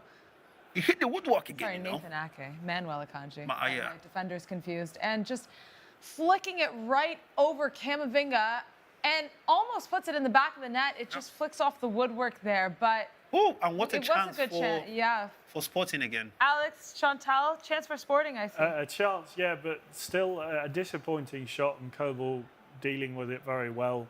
A ball back across the edge of the box, and unfortunately no one on the end of it to really hammer a shot home, but the ball did get played back to the edge of the box, just outside the penalty area. But as I said, Kobel dealing with it very well, and still 0-0 here in Lisbon, with neither side really. They're still being very cautious in this game as we tick towards that halfway point, as we're 38 minutes into this game and it's still 0-0. I want to quickly add for PSV, I find it interesting that Bakayoko is on the bench for them right now, so maybe we might see him come on later. I think that he had a very good game against Liverpool. So It's I'm ingrained actually in your brain. So I'm actually waiting to see if he'll be subbed on and maybe he could like score something for PSV. Yeah, I mean, they could potentially bring in some of their subs, obviously, Yeah, like a level Manchester it. City. We do know that this is the first leg. Ooh, ooh, ooh. Chance there. Juliet Agbada here says that her prediction for Man City is the same as actually Chantel's, a 2-2. And I can't even read this username, but it ends in 3015 saying 1-0, but doesn't tell me who they're saying the 1-0 is going to. Drop your predictions, guys, and let us know what you guys are thinking of all these matches, who's going to win, who's going to lose, and just the overall feeling so far. 1-0 for Juve, 1-0 for Manchester City, and 0-0 Sporting and Borussia Dortmund. We're creeping into that halftime, Clinton. Yeah. I think that one goal from Manchester City is kind of giving them some level of confidence. And if you look at how they are passing the ball with so much surety and would I say more of that severe confidence and them being able to push the ball forward to that other half of Real Madrid, I think it's exactly what we didn't see in the first quarter of this half. And if they continue like this, I see them clinching that win that we did predict from the start. Obviously, I think it was my prediction and Usted. Eustace. Usted, sorry. Alex, I would definitely give you that our Nigerian mode of saying. Still time yet. Still time. Oh dear. Well, it's a corner kick for Juve right now. Potential chance here to make it 2-0 at the Allianz.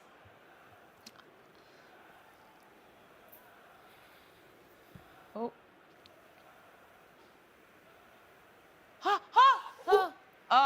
Chance again, but not enough from the Argentine Nico Gonzalez. Trying to get that header past the keeper here of PSV, but there's no way that is enough. Didn't get quite his head on it. Alex, a little controversy here happening.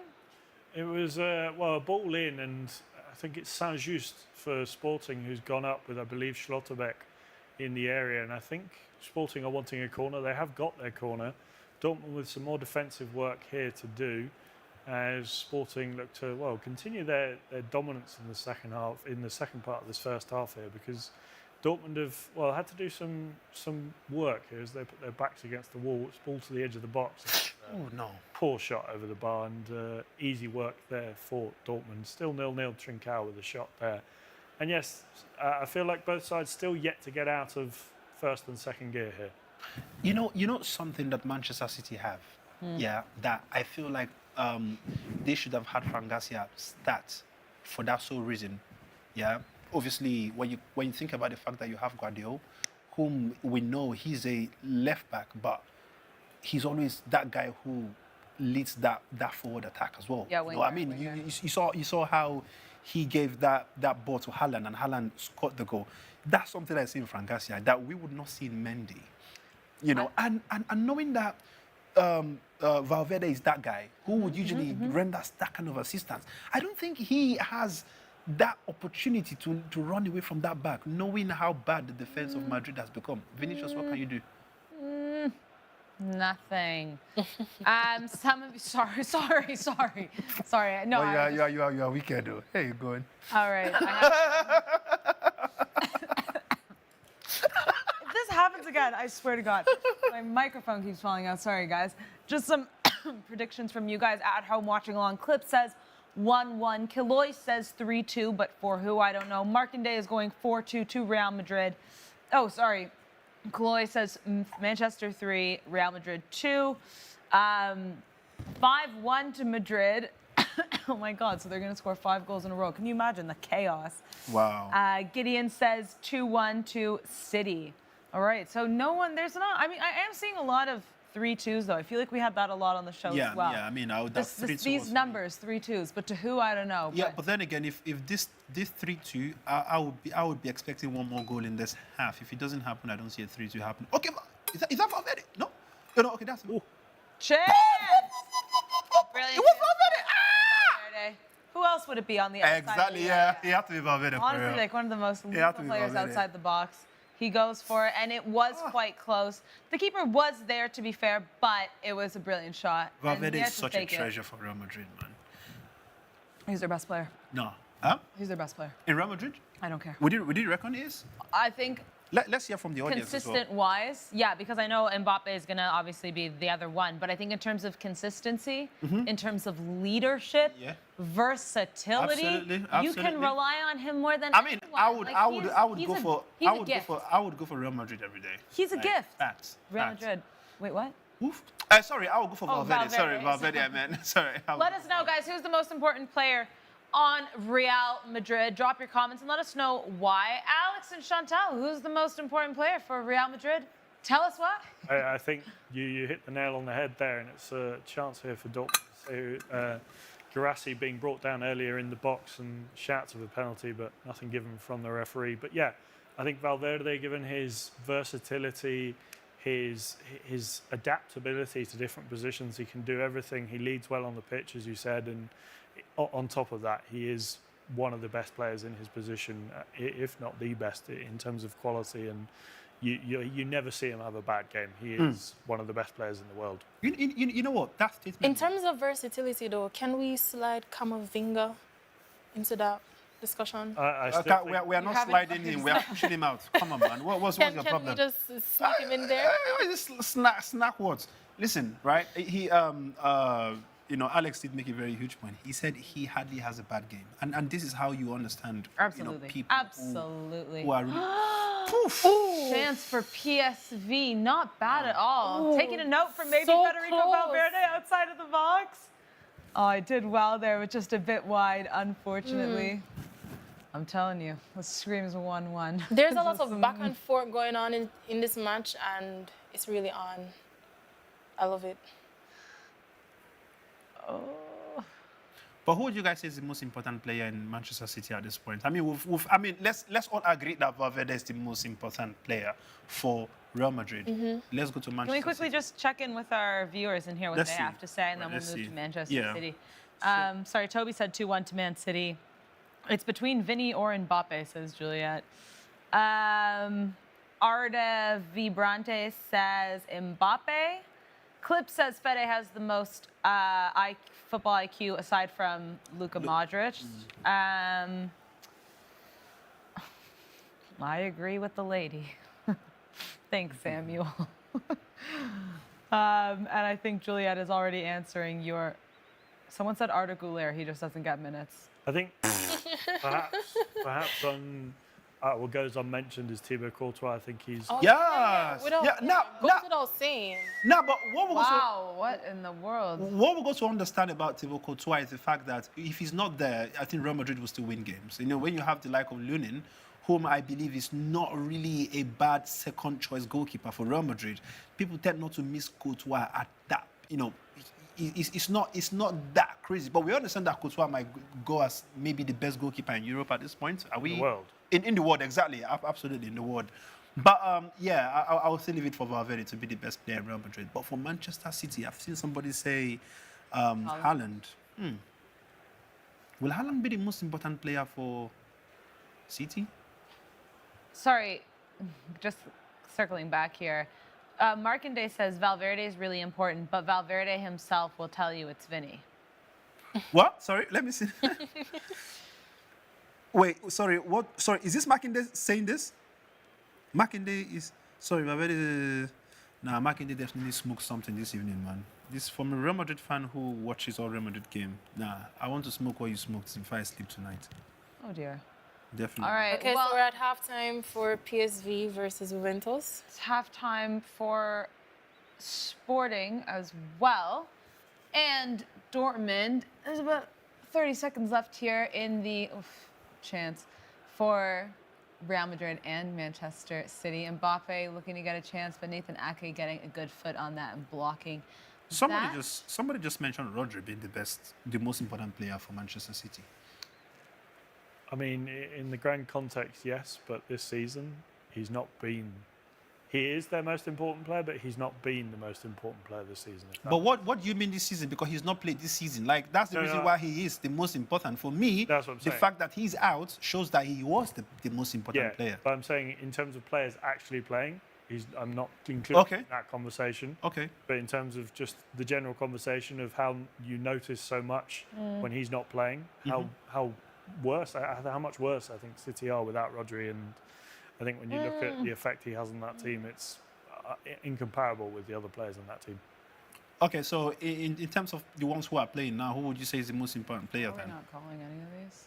I think for City, it's between. For me, it's. Oh! No, wait, who was that? Was that Mbappe? Oh! How? What? Kylian Mbappe in the area, left completely open by City defenders, and the cross goes right to him, and he just sends it over. Unlike Mbappe, I think, Ancelotti's not looking. Ancelotti's like, yeah, I'm not having They're this going to one. have a No long way. talk Nah. in the change room. All is not lost for Real Madrid. It is only 1-0, but that is one that Mbappe will be kicking himself a bit for, because knowing Mbappe and who he is, he should have scored that. Theo Pensa just mentioned Doku as the most important player for City. Would you agree with that one? No. Surely I wouldn't. I'd argue a player that's most important for City is a player that's playing at least every match. I think Ruben Diaz deserves a mention in there. I think his leadership at the back, as a quality defender that he is, you look forward to the midfield. I think De Bruyne and Bernardo Silva are really important in that team. Are you guys not going to talk about Guardiola? All the way. Guardiola, I think he's been a solid player for City since he's joined. I think in terms of players, when I consider most important, it's who you notice more when they're not playing. And I think I would notice an absence of, say, a Kevin De Bruyne or a Ruben Diaz in that back line as opposed to a Guardiola. I think he's definitely up there, but I wouldn't put him as my number one. But then there was a time when KDB was injured. Okay, I would say when he was injured, Rodri was still playing at the points, right? And I think there was a point, the both of them were literally out. But, you know, it didn't mean that Man City did not win games, though. So the question is, we've also seen KDB coming from the bench a few times, and they've still lost games. It's not like he's come and he's been some crazy game changer. Okay, apart from the game against Leyton Orient or whatever. Leyton Orient, yeah. You know, when you're playing such team, I would not say that's the kind of team where I want to make you become the key player all of a sudden. But you know, we're looking at the player whom, in important games, this person shows up every single time, and there's nothing like, like Valverde, we can say he's there both good and bad, come rain, come sun. Who is that player for Manchester City? Well, while you guys think about that, it is halftime across all three matches here in the Champions League. Match day 1 of the knockout stage, I guess you'll have it. We know PSG already had beat Brest 3-0. It's 1-0 for Manchester City thanks to Erling Haaland. And it is 1-0 to Juventus thanks to Weston McKennie. Still 0-0 at the Estadio José Alvalade. But lots and lots of time left, guys. I think the second halves, there's going to be some substitutions. Alex, Shantelle, we thinking maybe some players coming on? I think definitely in the case of Sporting Club de Portugal, we saw Victor Gyökeres warming up on the sidelines just before the half-time whistle went there, and quite a lot of the opportunities that they've had, Harder, the forward, he's not getting into those positions where he needs to be, and Gyökeres is that player that they need. I think the amount of crosses that they're putting in, they have to have someone on the end to meet those crosses and to put them in the back of the net and to test Kobel, because so far, Kobel has had a rather quiet evening. All right. Shantelle, any besides maybe Bakayoko? No, honestly, for PSV, I'm looking forward to see some changes because, again, they started out really, really strong and something isn't connecting right now. So maybe they will have to make some changes to convert some goals. All right, Clinton, how about Real Madrid? Do you see any subs from Carlo Ancelotti and maybe one Fran Garcia? No, definitely, yeah. I see him literally, but I don't think he's going to do it like straight immediately after when they come back for the second half. I think he's probably going to let the play, because the truth is, it's not like Real Madrid have not really been playing the game. They've created chances. They've just not been able to take the chances. I see, like we said, the difference between Manchester City and Real Madrid so far is Real Madrid, they've had, Man City, they've not created chances, but the one or two chances that they've been able to create, they've converted it to goals, or they've been very close to scoring at the same time.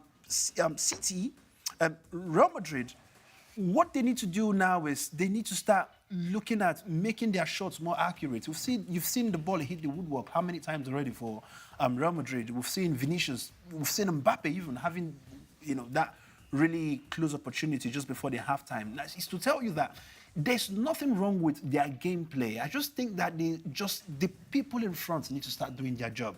The defense, they've not really been too bad, because that was the fear before we went into this game. We were like, okay, hang on.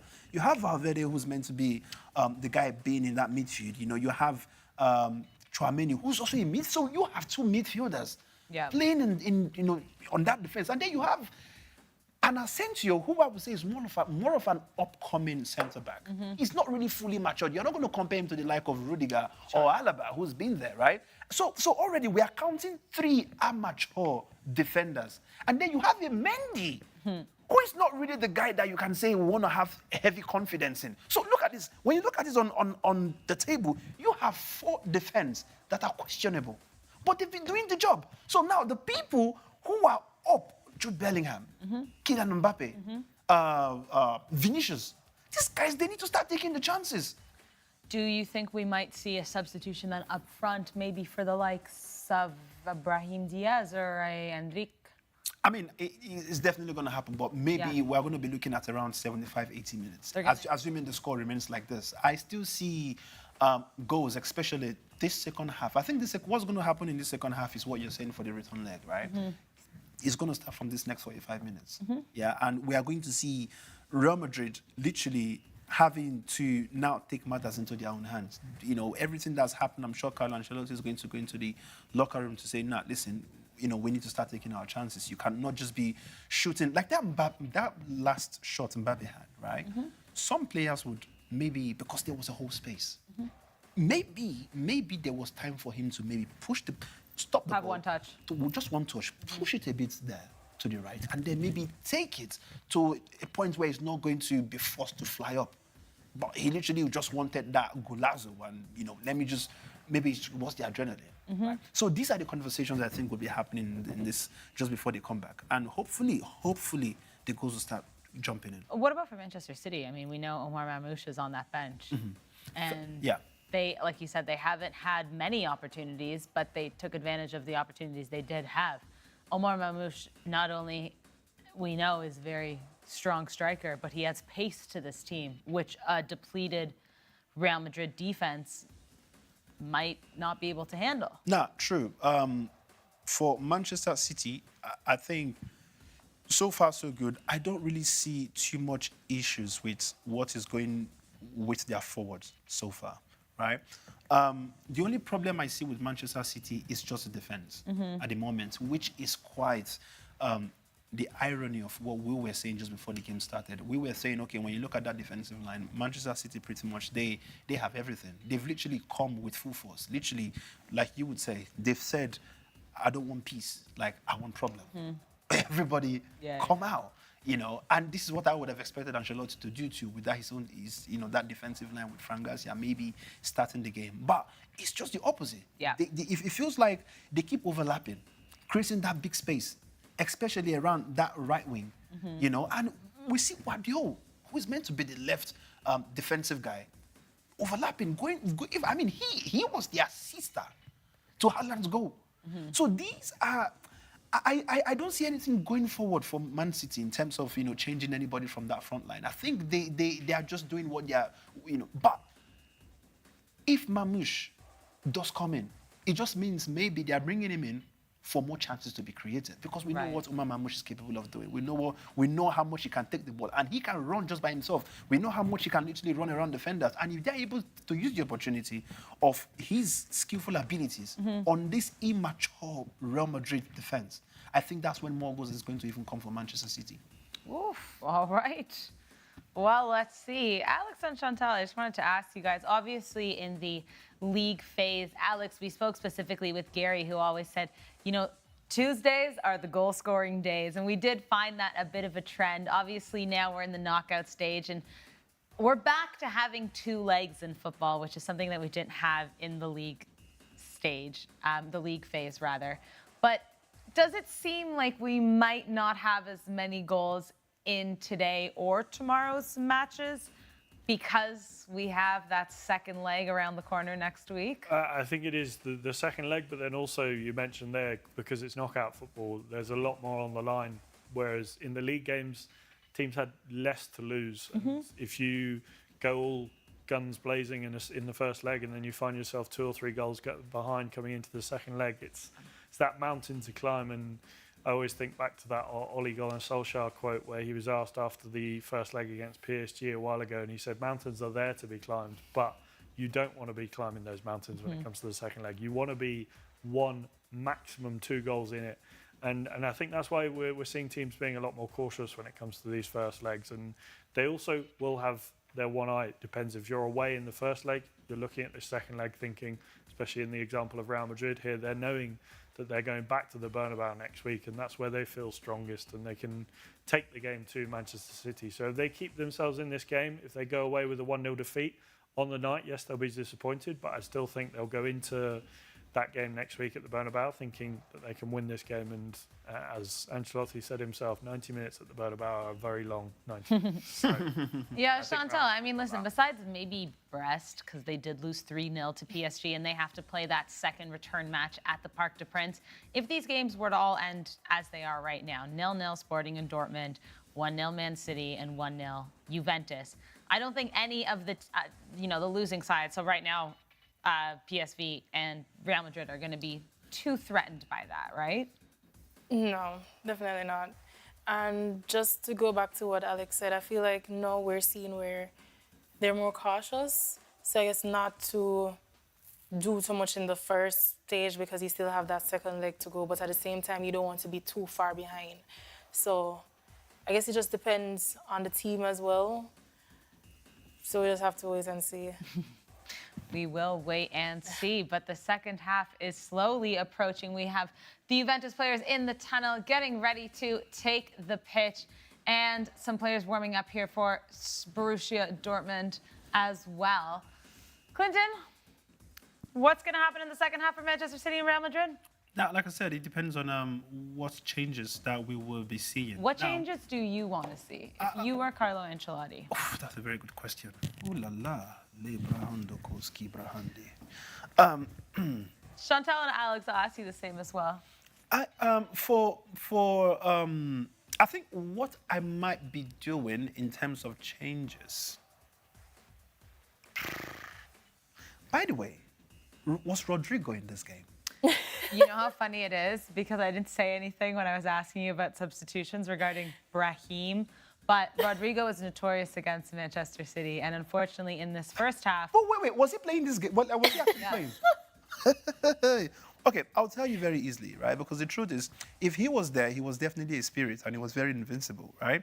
What I would be doing is maybe bringing off Rodrigo because he's clearly not very impactful or effective in this game. I'll take him off. Sorry, we do have our first sub of the evening. Bangula has come on for Yildiz, it seems, for Juventus. So Juve are already making a substitution in the beginning of the first half. There you go. Pragmatism, from Thiago Motta. And what I'm about to tell you is going to be so weird, right? I'll bring out Rodrigo. Yeah. Bring in Frangasia. Take Frangasia to... No. It's not going to work. But I just feel like I need Valverde to still come up for some reason. Yeah. Because we clearly know what he's capable of in terms of, giving some kind of accurate shots. I know he did one, which pretty much went over, but I still trust him when it comes to shooting from long ranges or long distances compared to the likes of Mbappe, Vinicius and the rest of them. He would always come through somehow. But maybe because we don't want to mess that whole defensive lineup, I might probably say bring out Rodrigo and then bring in Brahim. Alex and Shantelle? Rodrigo. I mean, I think for now, Real Madrid will keep it as it is. I don't think it's time for changes just yet. We've seen them create chances. They haven't been completely outplayed in this first half. And I think as the second half goes on, they'll get more into this game. And Man City are there for the taking. There are the opportunities to be had. And I think they'll stick to this game plan. But Ancelotti would have obviously had a chat with them in the half-time break and perhaps tweaked a few things tactically rather than personnel-wise. But that was not the question she asked, though. The question was, if you were to make a sub right now, what would you do? I answered the question. I said I don't think he would. No. Oh. I'm not the manager here, Ancelotti. No, we're not saying. I would do the same as Ancelotti. I would Look bring at- on look at Fran, this British man. actually. Huh? I'd bring on Fran Garcia. Okay. And also, like, I'm not really worried for Real Madrid because they're notorious for like winning from behind. So we might see, I don't know, they find 2 goals out of thin air. So apart from like subbing Fran Garcia, So should you be bring in fine. Fran Garcia to make them 12. huh? So you No, bring in. you said sub on, sub out, like. Yeah, Clinton, yeah, you're being no, difficult. No, but you just are made, no, being you just made, difficult. no, but she mentioned bringing You in Fran said- Garcia, don't like but no, she didn't say anybody to come out for him. Who are you taking out though? Sarah, back to you. We are underway at the Allianz and at the Jose Alvalade. We are just waiting for the Etihad. Sorry, Fran Garcia comes in. Who do you take out? Who do you think I'm taking on? I don't know. I mean, there are so many people. There are 11 people on that pitch. How am I supposed to read your mind? I feel like it's the obvious answer, though. Don't look at me. No, but no. Okay, I okay, know but Sarah. what you're saying. No, but Sarah, am I? Is it me or like because she is bringing in the player, but she's not saying who she's taking out. I assume she means a like-for-like swap with Ferland Mendy. Yes. Because he's been going in on Mendy. So I'm like, I feel like it's an obvious answer. Like, No, but it's not an obvious answer. Yes, Maybe it it's is. not. But it's not just me and you here though. Like there are so many people who are okay, watching for, this. for the sake of the viewers, okay. Mendy out, Fran on. Okay. So, and do you think you're taking out Mendy because you think he's just not effective on that left wing? No, I feel like he's not effective right now, and he hasn't been in the past few games that I've seen so far. So how about we just bring on who we know can make an impact right now? Right. Yeah. And you don't think anybody from that forward line probably needs some kind of changing? I think they're fine. Again, Real Madrid loves to concede a goal and then they find the goals out of thin air. So I feel like Mbappe will probably come, maybe Rodrigo, because he's notorious for scoring against Man City. So just give them time. They'll wake up. They're like second half merchants. Just give them some time. Man City Rico coming on. Lewis is coming in for the Blues here. Another off, I believe it was. It was Akanji. Another substitution at the halfway mark. No one's taken any chances. All right, let's give it a go. The second half will be underway at the Etihad in just a few seconds. And they're bringing in the youngster, Rico Lewis, who will be going up against Vinicius Jr. Do what you want with that information. We are on our way in the second half at the Etihad. Real Madrid taking on Manchester City. I think this is the most important half. This is where I always enjoy these games, man. I'd argue the second half of the second leg might be just as important. I mean, yeah, it will be as important, but I mean, when you know that.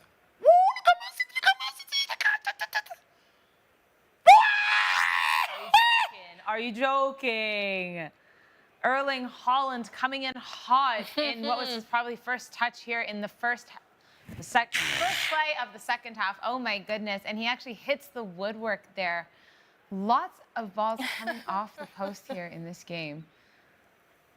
Yeah, Kevin De Bruyne to Haaland in the area, and he drags out the defenders, takes a shot, and he actually does hit the woodwork. It's a brilliant effort from Haaland, to be fair. Wow, okay. Wow. Well, if that had gone in, though. No, I can't talk about it. He's back. Wow, very interesting. Very interesting. We're all wondering what the managers had to say to their players at halftime, but I guess we'll find out soon enough with what's being shown on the pitch. Alex and Shantelle, we're a couple minutes into the second half of Sporting and Dortmund. How are we feeling? It's, again, both sides, similar story to the first half. No changes at half-time for either team. And coming into this second half, we've seen Sporting start off on the front foot, but nothing concrete for Dortmund to challenge just yet. But given the fact that the first half, I think Sporting were largely on the front foot and Dortmund were on the back foot, I think the visitors here will look to be picking off the home side if they can on that counter-attack. And I'm going to keep saying it until the change is made for Sporting to make any inroads into this Dortmund defence, who are defending very well, have been set up very well. They need to bring on Victor Gyökeres. Oh, Juventus almost make it too with substitute Mangbula coming in and, wow, really getting noticed quickly here. We'll just have the replay.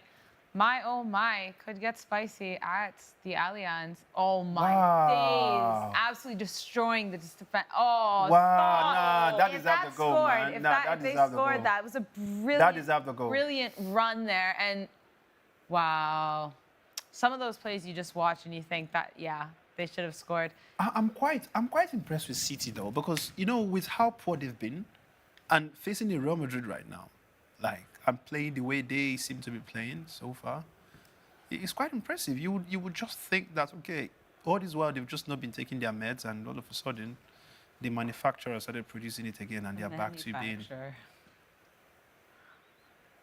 Well, I mean, I would have thought that Madrid would literally, you know, put up some kind of show.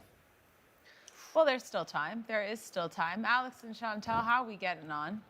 Chance there for Dortmund, but it was punched away by the keeper. And, well, I think Dortmund, coming into the second half, they don't want to be defending too much, but I do think they're looking, as I said earlier, to pick the home side off on the counter-attack. But they want to slowly start putting their foothold on this game, because otherwise they risk playing backs to the wall and defending for the next 45 minutes, which, as we know, can be quite a tiresome job, as Dortmund on the attack. Here's a shot, and it goes well wide off the post. Well, for PSV and Juventus, we haven't seen a change for PSV. Nothing much has changed for them in terms of like players and even playing style. Juventus is literally game on right now, so definitely might see some more goals from Juve. Sergio Guirassy almost getting in there for Dortmund.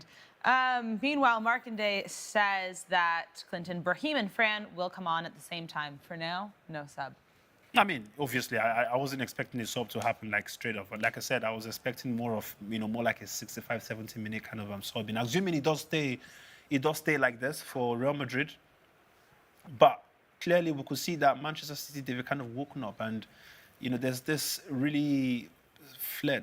Ooh, look at that! Look at that! United. City. I'm loving Guardiola these days. You know, I mean, you know, Guardiola last season was phenomenal. This season, yes, it started quite slow, but it feels like it's literally picking up again. It seems like that's the case with a lot of City players, though. Like they go through these ebbs and flows Another chance where for they're on Juve. it, and then they're just not.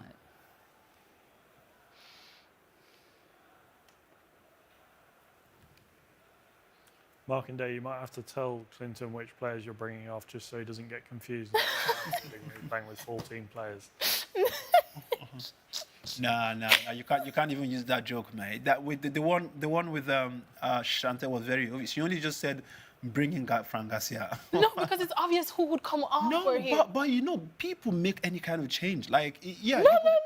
No. You're just coming for me. No, I'm not coming for you. Like you. When you see changes on TV, they would always write who's there going he and who's coming is. up. At last, I think it looks like Victor Gyökeres is going to be coming on for Sporting Club de Portugal here, as I've been calling it for all game. I couldn't believe he didn't come to Manchester United, you know. Yeah, well, he wants a career. He wants a good career. All right. Well, I'm happy to see that Gyökeres will be coming on.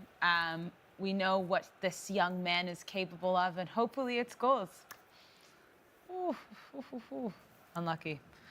Yeah, Alex, let's talk a little bit about Victor Gyökeres, because obviously, you know, there is a lot of talk with Amorim having left Sporting and the dip that they've gone into, but that doesn't take away from the brilliance that the striker has had this season, nevertheless. Yeah, we saw him perform so well against Manchester City back in that early game in October. We were talking about it earlier, and he is one of those hot strikers in Europe in terms of form, and we see him scoring goals for fun. There is the argument that, yes, it's in the Portuguese league, but he does it in the Champions League as well against top opposition, against Manchester City, who are arguably, take out the form, one of the best teams on paper in the world. As Dortmund corner here, ball gets floated in, and it's Goal. Sorry. easily defended. I'll Goal head for across to PSV. you, Shantelle. Ooh, PSV came back. It's Edin Dzeko on the board there. It's kind of crazy that he's still playing football. Let's rewatch this goal from him. I'm telling you now, this is the end of this game. You think? Oh, yeah. 1-1. Smells like Juventus. Was that controlled by his arm though? No. It felt like it. We couldn't see because the camera was from behind the player, but it does look like there was a bit of a hand Yeah. ball, shoulder ball. Madrid! Oh my goodness, great. There's too much happening. We have a goal check in one. Goal Bellingham check for almost PSV. scores. Alex, what's happening? It's a chance here for Dortmund, and I think they're just checking the offside there as the ball fell to, I believe it was Karim Adeyemi. The other shot was well saved by the Sporting keeper. And a chance here for Dortmund. The first big chance of the second half here as the visitors look to take the lead and well, get one back over the Sporting side who have dominated proceedings so far tonight in Lisbon. Wow. Can I update for PSV? The goal was given, so it's now leveled. Fair enough. Controllo terminato. Please. Please. Alex, back to Good. the Gyökeres conversation here, though. I mean, I know you were saying that some people might not give him the credit because he is playing in the Portuguese league, but he has 22 goals in 20 matches in this Portuguese league, as well as 6 in 7 Champions League matches.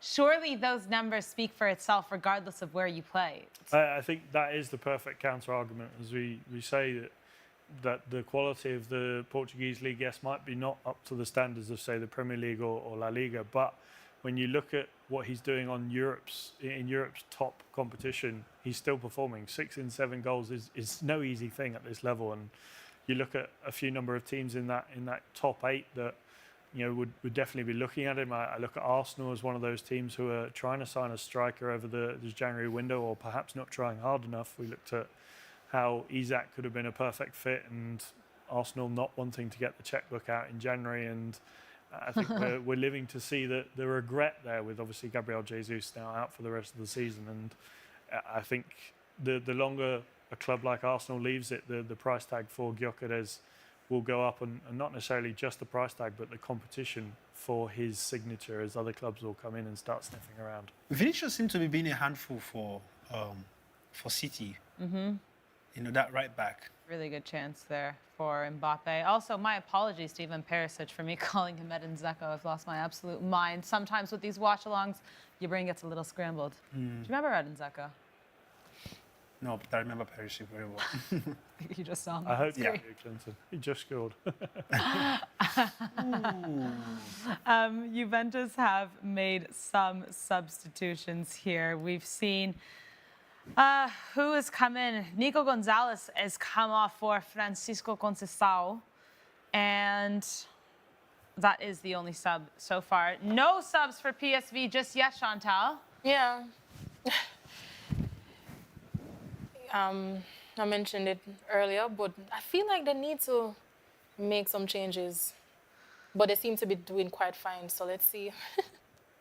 All 3 of these games have heated up, it seems, in the second half here. It's 1-1 for Juve and PSV, who scored in the second half. Still 1-0 to Man City and 0-0 at Sporting and Dortmund. But there's definitely a lot more intensity since the second half has started across all these games. And there it is, Alex Ashmore. I've been calling for it all game. Harder coming off here for Victor Gyökeres, and I think the right change is the one that's been obvious. Harder not getting in the right positions, getting on the end of those crosses, and we've talked about the quality just a moment ago of how good Victor Gyökeres is, and I think something that the Dortmund defence will have their work cut out if they're going to stop him in the second half.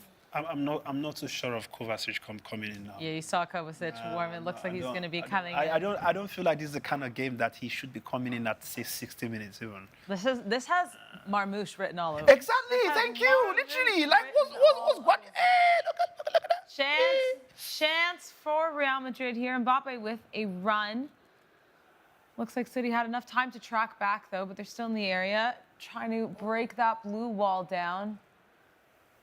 Oh, Okay. It's a goal for Dortmund. Sara Guirassy gives the lead. It's a loopy cross and a looping header as well over Rui Silva. In the Wow, I need to see that goal, man. And Dortmund have the lead here in Lisbon, just as Victor Gyökeres came on for the home side. Guirassy gives the black and yellow the lead here. Just under 60 minutes gone. It's Sporting Club de Portugal 0, Borussia Dortmund 1. Absolutely brilliant from Sergio Guirassy. As of right now, it means he is the top scorer in the Champions League, and he could break that record for Borussia Dortmund. If he does score 11 goals in their Champions League campaign, he will be the top scorer in a Champions League campaign in a season for the Black and Yellows. So I'm very pleased for him and everything he has done this season. And I love Alex now and Shantelle that... Oh, look at this, look at it. Chance for City here. That Gyökeres comes on right when this happens because it kind of just ignites a little bit more for him to maybe get one as well. Definitely, and you talked about Guirassy there on the form of his life. 10 goals in 9 games in the Champions League this season. He's been one of the most informed players both in the Bundesliga and across Europe this season, and Dortmund's danger man going forward here. And we could see the visitors sit back now as they perhaps content with a 1-0 lead heading into the Signal Iduna Park in the second leg. But I think they'll have a taste here, and I think they'll want to get one more just to put a little bit of distance between them and the home side.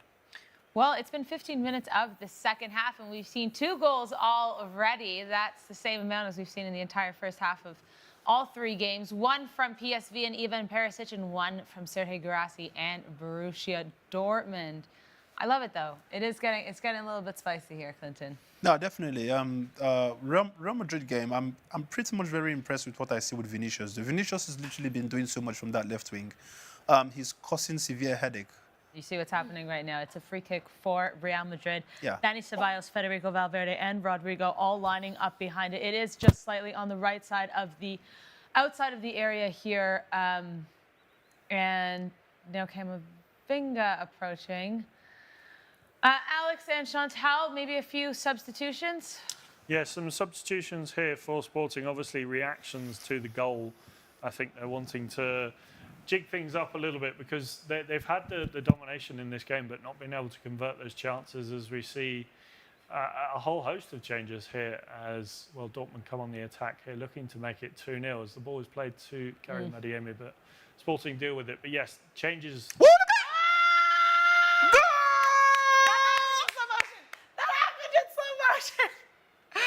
Don't tell me that was offside, though, because... Sorry, No. Kylian Mbappe scores. Yep. That was a free kick that deflected off the wall, sent back into the area, volley to him, and in what was the slowest goal I've maybe ever seen in the way he wound up, and the ball just kind of floated, and it got past Ederson. It is now 1-1 at the Etihad.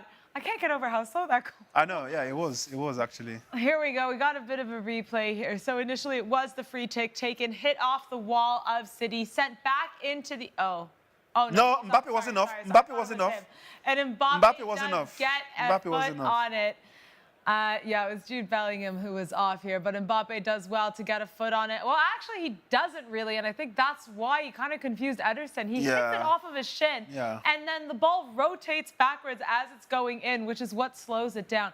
A very freaky goal, but a goal nonetheless. Alex and Shantelle, it is 1-1 at the Etihad. Just what Real Madrid needed coming into this second half. Definitely. Didn't want to leave it too late. The longer it went on, I think the more nervous they would get. And, well, a goal, they'll take it no matter how scrappy it was. They're back in this tie. I love this, man. Real Madrid heritage, man. Conceding, then finding the goals out of thin air, because as Sara said, that's the perfect way to describe this goal, a freaky one. Like, yeah, definitely not a usual Mbappe goal. Not as skillful as maybe. Clinton, the change here is now Mateo Kovacic on for Nathan Ake. What do you see from this? I think what's going to happen, listen. Now, this is where Pep Guardiola has gotten it all wrong. Because first of all, we know Kovacic is not the best guy when it comes to defending. You know, he's not the type of guy that if he... hold on, sorry. City on the break here. Okay, no. Easy for team. Yeah, you know, Pep Guardiola now... reducing that defensive power. And knowing how much chances this Real Madrid seem to be creating is going to be worse for Manchester City. I see them ending up losing this game. Let's see. Lots of time. I'm still unsure. I still don't see a lot of goals regardless, and so far there are it goals still hasn't. coming. We do see some substitutes, though, coming in for Juventus. I think they'll be coming on shortly. Quickly, I'll answer Markanday's question since he directed this one at me. He asked me if I'm convinced by Dani Ceballos this season. I think I have to give credit to Dani Ceballos because he has stepped up in the midfield because Real Madrid have had so many injuries and so many players out of position. Obviously, you know, Bellingham has missed a lot of football. Luka Modric isn't the young man he used to once be and obviously can't play as much football as maybe he once did. Tchouaméni being forced to play in the defense. Camavinga's been injured. So I think Dani Ceballos has done well to step up because he's had to. Go on. Yeah. So much. So Where shot? Wide, just wide. Federico Valverde. Oh, Valverde, this is the point I want this stuff to be on. Oh, man. Oh la la, it is getting crazy across all Yes. boards. Alex and Shantelle, how are we doing? Still 1-0 here for Borussia Dortmund, and well, they're definitely hungry after that initial That was close, opening goal. As I think Guirassy going for an overhead kick there and receiving a booking for his attempt there, as I think we're going to see perhaps a concussion check on the Sporting defender here, as I do believe Guirassy's boot caught him there. But yeah, Dortmund hungry after that initial second half going ahead here. But it's a bad collision. Obviously nothing that Guirassy could have done about it, but you can see him catching him on the back of the head. Rather painful. To be honest, I mean, at least it's the back of the boot, so it's and not it was really. just a flick. Yeah, it's a flick. Really, it's not. I don't think it's. Locatelli. I mean, it feels more like a slap in the head. We do have Locatelli and Weston McKennie coming out for Thuram and Coop Miners. I'm not too sure about these substitutions for Juve. I think Locatelli maybe that sub, but I think Weston McKennie, you might want to keep him in for Yeah, I a would have little kept bit. him on a little longer. Yeah, it's only 1-1. About 25 minutes left in the match with extra time, so we'll see what these two can do. Although Thuram has had a brilliant season so far, so actually both Thurams have had a brilliant season so far. I'd be quite happy if I was Lillian. Oh. I feel like all these games are slowly syncing up because when one game is in pressure, all three of them are. Yeah. All three of them are. Ooh, look at this. Okay. No. I mean, I still see 2 goals in this Manchester City Real Madrid game, you know. Do you? Yeah. Okay. Oh, it's 2-0. What a goal! Alex, tell me about it. I mean, Dortmund have come out in the second half on fire, and it's Wow. second goal here. Pascal Gross, I believe, with the goal as the ball was put right across the edge of the penalty area.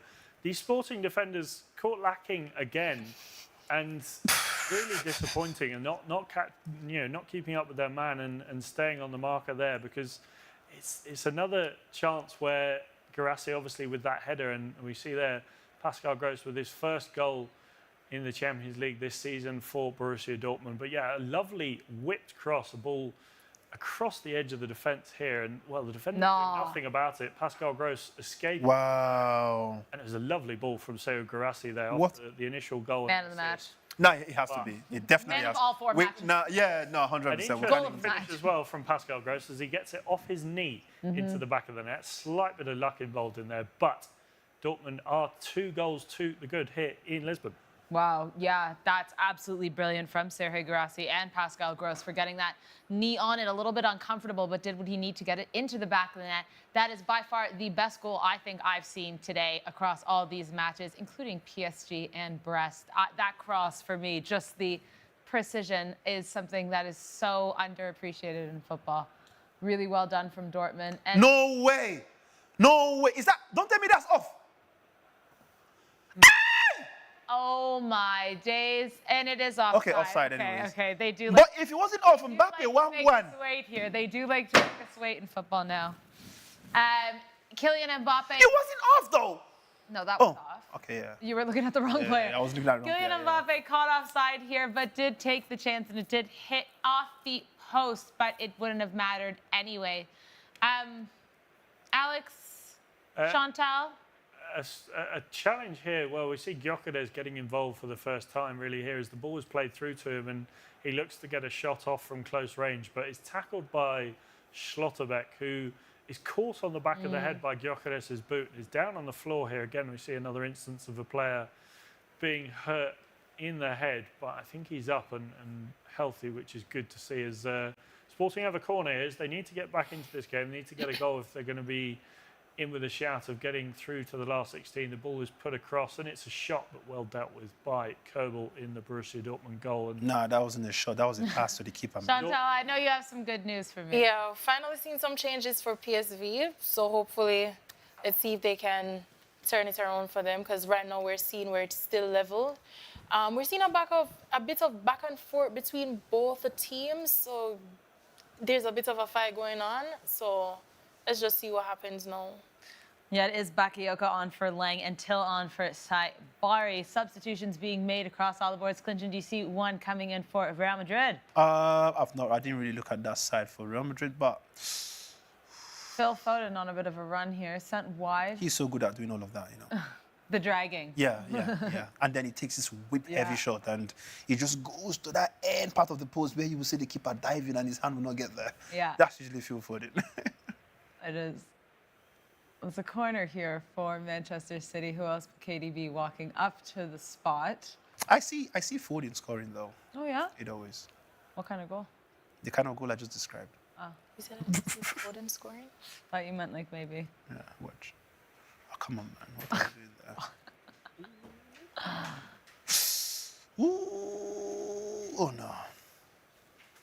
About 20 minutes left across the board here for all three matches. Dortmund sitting the most comfortably with 2-0 up versus Juve, 1-1 to PSV, and Man City and Real Madrid also drawn at 1-1. And as we said, the next match for Sporting and Dortmund will be back at Signal Iduna Park. That is not going to be an easy one to climb back from, will it be, Shantelle? Don't think so. Dortmund with a corner here as they look to add a third goal. As the ball swung into the back post and it's into the side netting there. No goal. But Dortmund on the front foot here. We say Sporting were dominating in that first half, but Dortmund have come out into the second half really firing and pushing Sporting onto that back foot. And well, Sporting making some more changes here to try and stay in the game as Fresneda comes off with De Bast as well. Sporting looking to get back into this because they're slowly seeing this tie slip away from them as Teixeira and Quaresma come on for the Portuguese side.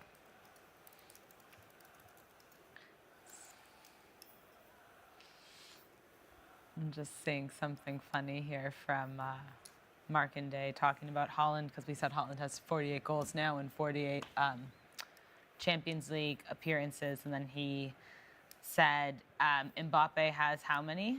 50? I think he's just over 80 in around 50 games, if I'm... Oh, sorry, 51 the other way around. goals. 50 goals in 80 games. In 80 games, but Markinde left out the fact that it's 80 games. Yeah, 30 games. Just for everyone else at home, just who's fun. Ooh, look at it. Oh, no. All right. Well, the final quarter of these matches is upon us. Will we see some more goals? It's feeling like it, Clinton. It's feeling like there's going to be a goal somewhere. No, definitely. Where is the question? All right.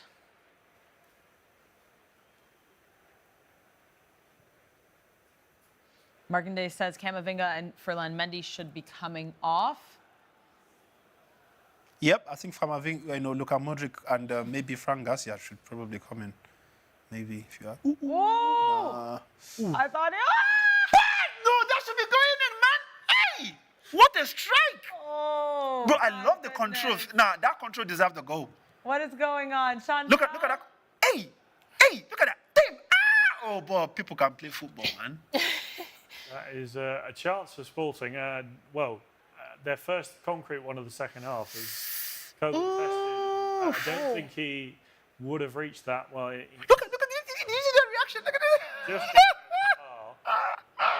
Sporting with their, well, as I said, the first concrete chance of the second half here is they're 2 goals down and needing to at least get 1 goal in this tie if they are to have any hope of reaching the last 16 ahead of that big game, the second leg against Borussia Dortmund at the Signal Iduna Park, of course. Alex, one goal, though, here for Sporting changes everything, doesn't it? Definitely, and there's still 15 minutes plus added time to go, and Sporting will very much consider themselves in this tie.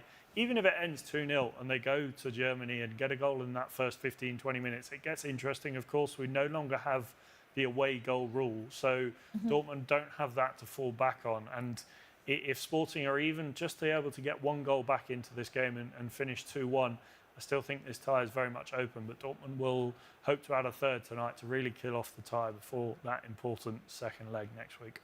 Yeah, no kidding. Well, let's see if Sporting can pull one back.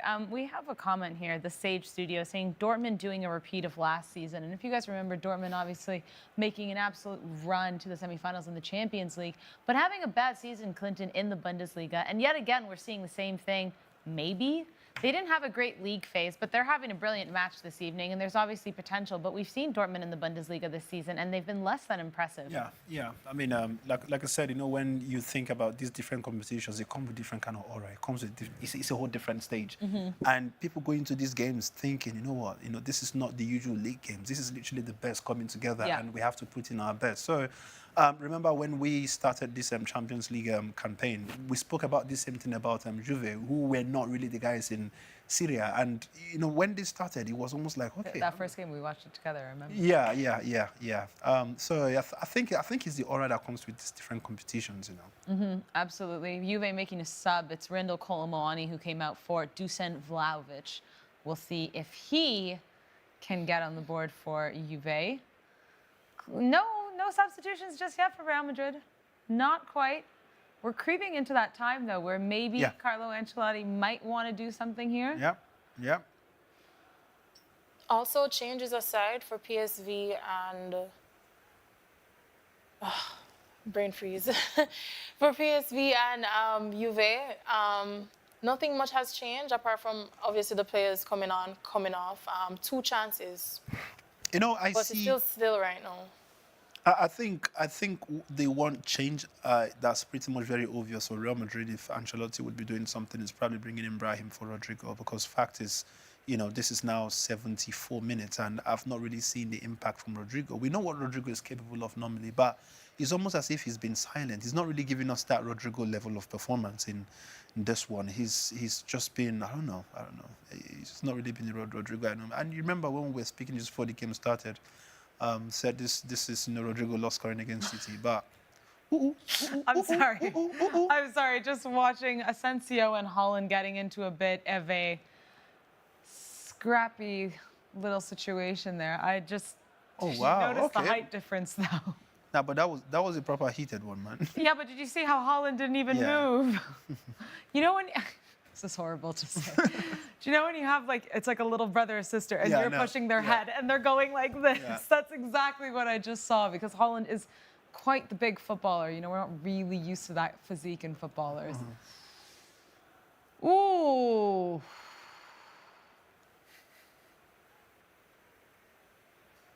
All right, City on the front foot again here, looking to make something of it. And truth is, Bernardo Silva has not really been the guy as well. He's not really... I think he's had a poor match. Yeah, players that were missing for sure. I am kind of wondering what Pep is up to, the fact that we haven't seen another attacking player. I mean, it's especially with Mamouche. Wait, but Mamouche should be able to play, right? He's on the bench. Just to go over some players that City could, if they wanted to, put even Doku as well. Bro, come on, man.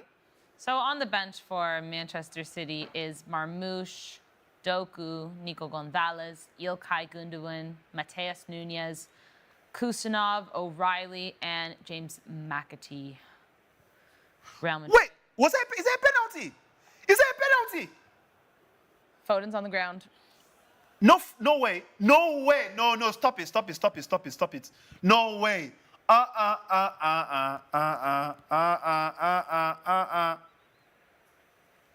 There is some controversy going on here in the Real Madrid match. Let's just watch this replay here. Okay, it's outside the box. It's on the line. I don't know if that means it's inside or outside. I think that would be classified as outside, maybe. I mean, did they bring him down? It's a challenge from Dani Ceballos against Phil Foden on the line of the area. Oh! No, I'm not going to accept that one, though. And they are reviewing it. Phil Foden has gone down, seems to be making the most out of this situation. Alex, Shantelle, what do you guys think about this? Not a penalty for me. I think it's a coming together. It's a contact sport, football. Those sort of collisions happen on the pitch all of the time. It's just the stronger player comes out on top, and it looks bad from the point of view of the player who ends up on the floor. But in a way, Dani Ceballos perhaps misses. Goal. Oh, goal again for Juve. But Juve. I don't think it's enough to give a penalty. Yeah. Fair enough here. There is. No, but hang on though. When you look at what's happened there, though, right? Ceballos didn't really go for the ball. I mean, just watch the replay again. He was going for the ball, but he just missed out on it, and it wasn't as if he took Foden out. They came together, which is going to happen if you're on the pitch. You can't. Football is a contact sport. We keep saying this, how penalties get given for softer and softer reasons. If you're going to give a penalty for that, then you're going to give a penalty for any sort of contact between two players. That area that Phil Foden seems to be touching, is that where I mean, gladly he's had all his 3 children already, so there's nothing to be scared about. Oh my goodness. Well, it is a goal for Juve from Mengbula. It was unfortunate for PSV's goalkeeper, Benitez. Wasn't able to hold on to the ball, deflected out, and set up rightly so. This is a penalty. They are giving a penalty. Huh. I mean, for me, I wouldn't. I think that would be very harsh, though. I feel like I'm not really sure what's going on, if I'm honest with you. I think I need to see this again because I'm still not quite sure. No, because I mean, like I said, from some angle, you could clearly see that I don't know what Alex saw, but in my opinion, Ceballos didn't go. He didn't look. Oh, look at that! Did Adeyemi just score? Karim Adeyemi with the back. Borussia Dortmund are 3 goals up here in Lisbon against Sporting Club de Portugal, and it's about all Haaland here. Haaland Oh, scores. my days. Erling Is that Haaland 2 goals said- for Haaland? Haaland scores 2. Erling Haaland said, Is that Madrid, 2 you goals guys for don't think I can Haaland? score against you? He said, I can score 2 against you. What this is going to do for this man's confidence, though, genuinely. Yeah, I'm not sure if that was a penalty, though, I'll be honest. But Haaland makes the most of it with a brilliant penalty, 2-1 to Manchester City. 80 minutes into this match. We got about 10 to 13 left. 3-0 to Dortmund, though, as well. And 2-1 to Juve against PSG. People are kind of, I'm just looking at the comments. People are surprised. People are surprised that Manchester City are able to play like. Now, I mean, the person that's made the comment, please, you are not alone. I am surprised as well. I cannot believe that in Manchester City, who have been poor in the last couple of weeks, they faced Real Madrid and playing as concrete and very strong as they are currently for a Real Madrid. I'm very impressed. Well, it's all kicking off. By the way, for those of you who said maybe the Sporting Dortmund game wasn't going to have a lot of goals, there you go. 3 for Dortmund. 3. My goodness, this is a very tough day for Sporting. Let's remind everyone that they are at home. Well, 2 games, they have 3 goals. And I see, like I said, I see goal in the Real Madrid and Manchester City game. Yeah, I think you guys all had like 4+ goals. I mean, I said over 3.5, which is 4. And but we just need one more to make it. But I mean, we just need one more, and it's gonna happen. But we're saying the same thing. I need to. Alex, how are you feeling about this call for the penalty? Yeah, Modric in for Dani Ceballos. I still don't think it's a penalty. I think it's again, I'm going to use that word. It's a contact sport. You're going to get people coming together, and it's not always a foul just because 2 players come together and one ends up on the floor. And if you're going to give those, you're going to see penalties get given for even softer stuff, and it gets to a point where it gets silly, really. And for me, that's definitely not a penalty. And Real Madrid hard done by here. I mean, in as much as I support Real Madrid, and I understand where Alex is coming from when it comes to 2 players colliding, but from what I saw there, I don't think it was 2 players colliding. For me, I see Ceballos literally going. I saw the ball and I saw a player going towards Foden. It was almost like he didn't even. Everybody goes for the ball, but Yeah, I think it's just. We're just rewatching the play here. You see? Yeah, there is an intent of going for the ball. I think that's what they're calling it as. He just body checks Phil Foden, but he has no intention of going for the ball. I mean, there was the ball. Literally, the ball was somewhere else. I think that's what they're like. He just. Alex, I don't know. We're just rewatching it here, but it looks like he basically just body checks him with no intention of going for the ball, and I think that is why they're calling it a penalty. Yeah. And if that was outside of the 18-yard box, so it was somewhere around the pitch, right? Maybe it's a foul, right? However, but you know, in that kind of area, you know, very just around your 18-yard box, I think that's where you should be very careful. Yeah. You know, making those kind of you know, body checks and you know. We've got a couple of substitutions here for Borussia Dortmund. Brandt coming off for a debutant. Kane Chukwuemeka on loan, of course, till the end of the season from Chelsea, and then Karim Adeyemi coming off. Two Nigerians. Borussia Dortmund. One Nigerian goes. Well, sorry. Mamouche! Thank you. Mamouche! Saying the Nigerian, sorry. Mamouche is coming on, man. Let's see Mamouche, man. Thank God. Oh, man. And Ilkay Gundogan will be coming in for Manchester City for Kevin De Bruyne and Savinho. Wow. Let's see. Alex, Shantelle, what do we think about these subs for Manchester City? Maybe a little late? I mean, shows intent that maybe they want to kill off this tie and go for a third and really give them that cushion heading into the second leg at the Bernabeu next week. You look at the threat that Marmoush has offered in the few games that he's played so far for Manchester City, and he has that pace, he has that technicality, that technical ability on the ball, and I think really, seeing some really positive intent here from Pep Guardiola. Mamouche has not had his first goal for Manchester City yet. Nope. Right? No, right. Imagine doing it at the Etihad against Real Madrid. What a way to register your first goal for Manchester City. Damn. Could be crazy. Brahim Diaz also making his way onto the pitch for Rodrigo. Clinton, you were maybe hoping that would have happened 20 minutes ago. Nevertheless, some last-minute changes for both sides here that could be very, very important and could absolutely change this game. There is still time. There is still time. Oh, man, I could just hear Danny Ceballos speaking a lot of Spanish when he was coming out. You know, eres de... No. No, never. Let's watch here. Vinny on the ball. Done well to defend that. Chance for Sporting. Nope. All right. Well, there's still time. There is still time. Shantelle, your prediction of 2-2 could still be. And mind you, 2 goals for Erling Haaland that Clinton dragged. What do you mean drag? Where did that drag? I don't know what she's talking about. I'm beginning to think that she's having You made me feel so delusional, like Erling Haaland couldn't score 2 goals. If I had money to put on it, we need to go replay the video, you know. No. I could be buying a house right now. I could be buying a house right now if I had played some sporty bet or something. 2 goals. Wait, I'm beginning to think that you. I think you're hallucinating, you know. Like, I don't know where. Me and Haaland. Do you know who the biggest fan of Haaland is here? OMG. I'm not surprised, man. Oh, my days! Madrid scores! Goal. You win! Stop fighting each other! Brahim Diaz. 2-2. It hit off the woodwork, and I don't know who took that initial shot. It went off the woodwork again. I think the post has been hit in this match maybe 4 or 5 times from both sides, but it comes off the post, and then Brahim Diaz makes a meal of it.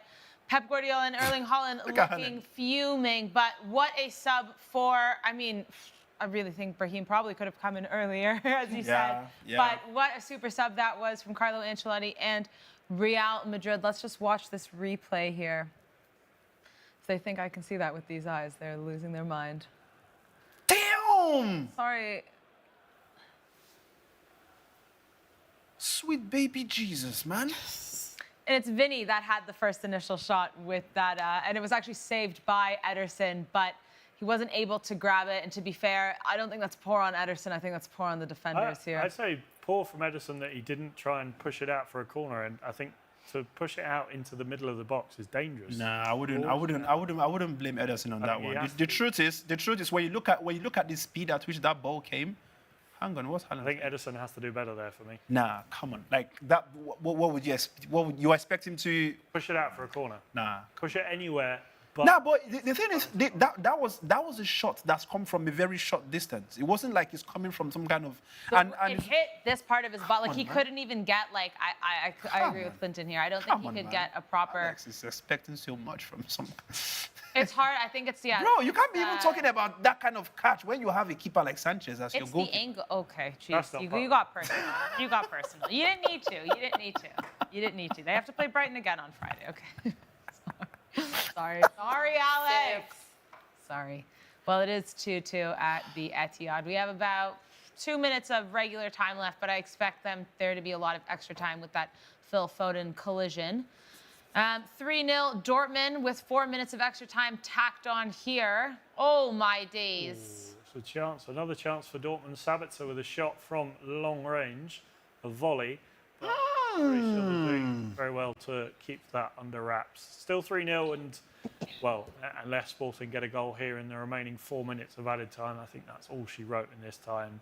Would be very surprised if the Portuguese side were able to get anything out of this tie and go through to the knockout stages. Looking like some more subs too, some last minutes, some Nicolas Sulas maybe. It is 2 minutes into 4 minutes of extra time at the Allianz for Juve and PSV. That Right. game I think Manchester City, they've not lost it. Sorry, we all really just got silent for a minute. Jude Bellingham on the ground and complaining. Jude Bellingham should not be expecting too much from that man. He tends to do this, though, I will say. He is getting a little bit, turning into a bit of a player that expects a little bit more, and I think he just needs to play sometimes. Yeah.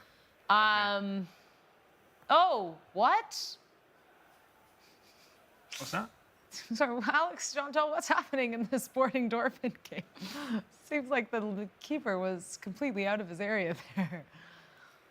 It could have been, oof, wow. I think Sporting have really lost this. Yeah, be very surprised, as I said, if Sporting get anything out of the second leg, and especially the fact that they're playing at the Signal Iduna Park, which makes life even harder for them, of course. Yeah. This yellow wall. We know teams that have gone there and struggled. Atletico Madrid last season had the tie in their hands after beating Borussia Dortmund in Madrid and then lost that second leg. As Dortmund come on the attack here, looking for a fourth, which would really Absolute capitulation. be that final nail in the coffin. As well, Kovac 3 minutes. His first win as Borussia Dortmund manager after their loss to Stuttgart at the weekend. Yeah, they'll be happy with that. 3 minutes added on to the Manchester City and Real Madrid match. Oh, no way. Oh. Oh, what a defend. And City tried to do something there, but Madrid defense was good enough to get rid of it. Oh, my days. It's all kicking off. Wow. Okay, this is going to be a very heated up 3 minutes. It always is. Looks like Juve and PSV should be getting that final whistle blown at the Allianz. Yeah, this match is definitely ending 2-1 with Juventus being the victors of this leg. Mbappe goes off. Who comes in? Last 3 minutes. Who do you think? Oh, there you have it. Juve winning here. Good for Juve Are to we win going this to first see leg. Arda Güler or Endrick? Endrick. Let's see. Endrick. Güler. Who are you saying? Don't look. Who are you saying? Endrick. Okay. Güler. No, Güler. Ah! Endrick. Sorry, Güler. Frank. Oh my God! Angelotti says, "I'm packing the bus." Are you joking? He Oh, said not right the now, stuff we I wanted. want peace, I don't want problem again. No, he literally said, "I want peace. I want to go home. I want to pack this up because Look at this this, is a look at this, nil-nil look at this, look at this, game." look at this. Oh.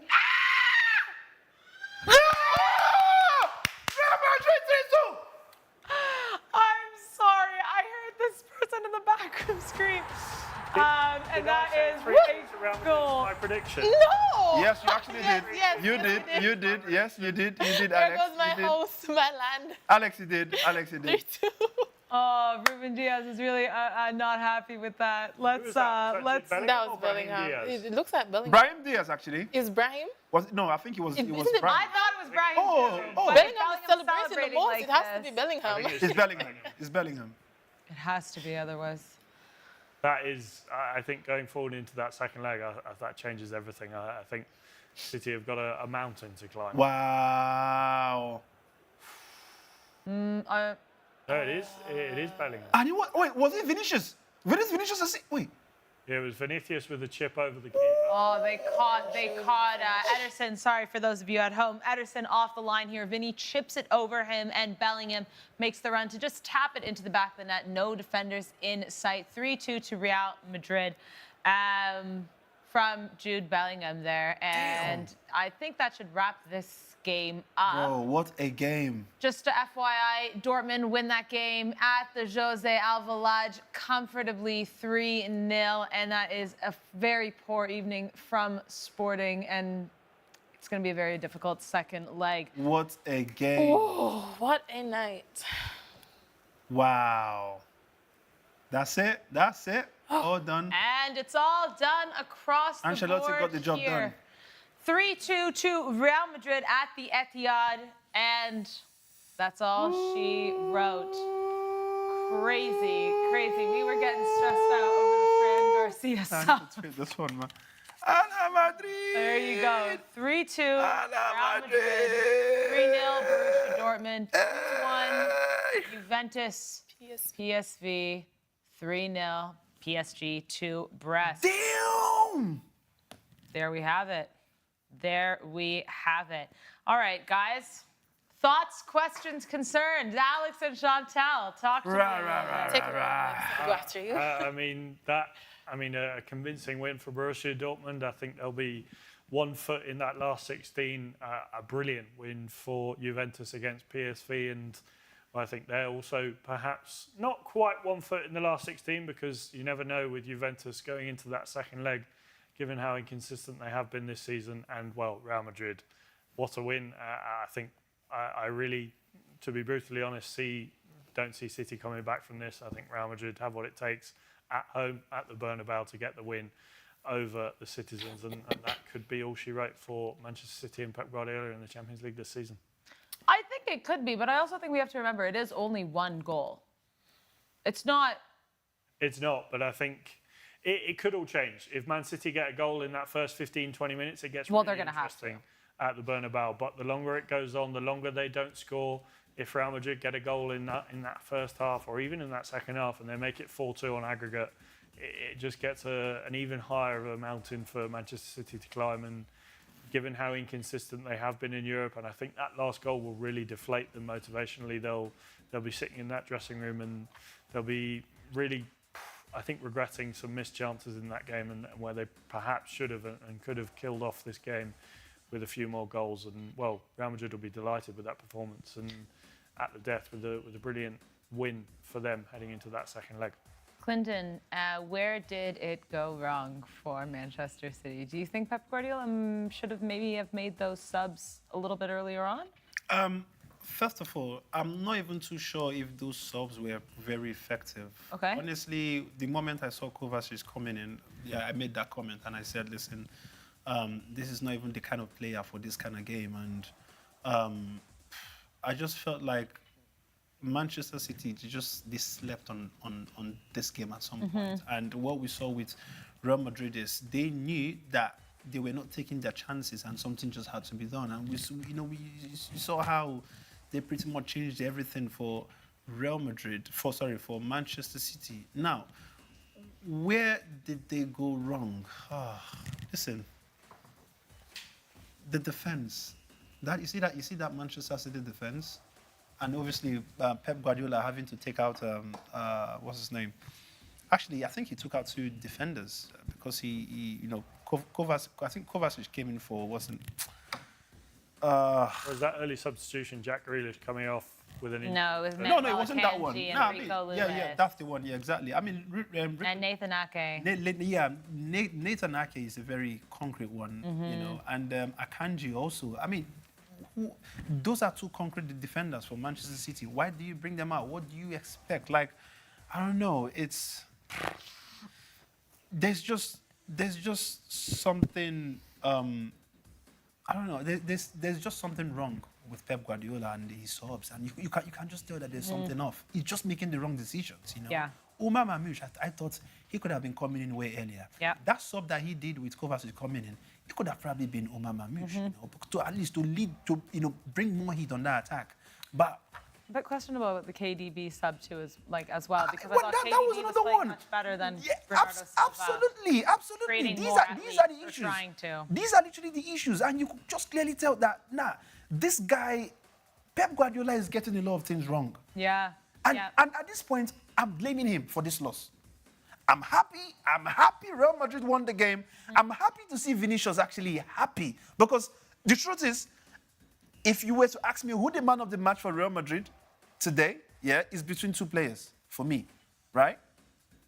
Jude Bellingham and Vinicius Jr. I think it's Vinicius by a country mile. No, fact. It's literally because Vinicius Jr., I understand, but you could see the work rate of that guy. I saw how much he was literally moving around the pitch, literally taking the ball and strolling with the ball. And you could see that he did come down quite a few times, but you know, when Bellingham is on that ball, it's hard to take it away from him.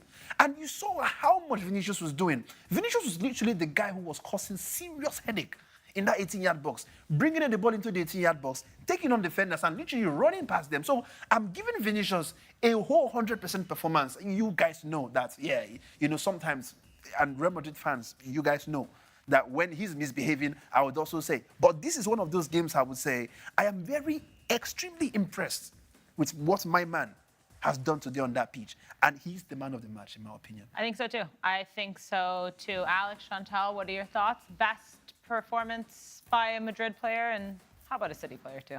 I think you said it correctly there, Clinton. I think Bellingham was fantastic tonight, and the cherry on top of the cake with the goal there at the end. I thought Brahim Diaz was brilliant coming off the bench there. I thought Valverde was strong at that right back position. Some work to do in that defence, and obviously it's difficult with all the injuries you have. But I think when you look at that forward line, sometimes too much for City. Looking at City, I thought Haaland was brilliant tonight. He got in the right positions, broke that, you could say, bogey hanging over his head of four games against Real Madrid and no goals, but 2 goals tonight. And I think definitely some positives for Manchester City to take in this game and going into the second leg. It's an uphill battle, but they're still in it. Shantelle, I don't know about you. Sorry, Alex, can you give me one player? You named like half the Madrid team. Who's the best player? I thought they were good. One player. Sorry. Okay, I'll give you one for Real Madrid. I'm going to go for Bellingham. Shock. Absolute shock. You know he's going to pick Bellingham. And for Manchester City, I have to go Haaland. I mean, 2 goals. He was their standout player, and I think perhaps they could have given him a little bit more to work with in that second half, and I think probably didn't utilise him to his full potential, where that Real Madrid defence, I think, was really for the taking. Shantelle? For me, it's definitely Vinny. You could see where he was really putting in the work tonight. And for Man City, it's Haaland, especially because he gave me the 2 goals that I was expecting from him. And for the PSV versus Juventus match, that was like really my main focus. And I just want to say, if PSV, if they were really serious, I feel like they could have won this game. Because a lot of times you saw where Juventus, they weren't finishing their attacks, they were making sloppy mistakes. And I just feel like if they were just a little more serious, they could have come up with having more goals than Juventus.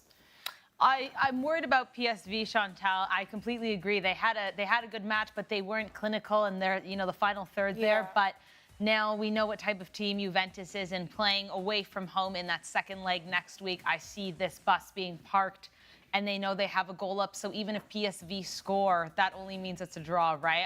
I think this match could even end next week 0-0 if Juventus want it to be. But let's see how it goes. But yeah, really hard fight from PSV, of course, and it's 1 goal difference. Let's see if they can pull something back from Juventus.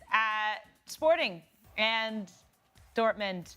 Alex, it didn't go Sporting's way. It didn't go Sporting's way at all. No, it was a disappointing night. They played really well in that first half and were the team on the front foot and making Dortmund do some really good defensive work, I will admit. And I think the substitution of Gyökeres was perhaps too little too late, as Guirassy had already scored the opener for Borussia Dortmund. And from that first goal, the momentum changed, and you saw Dortmund go on the attack and really put the pressure on the home side. And, well, a really good finish, or a good cross, and a brilliant finish. Slightly lucky from Pascal Gross, but they all count. And I think an all-round really good performance from Borussia Dortmund, and one that will give them a lot of confidence, especially given the poor start to the season they've had under Nuri Sahin, and now Kovac who's come in and can turn that ship steadily around. And like we saw last season, they got to the final.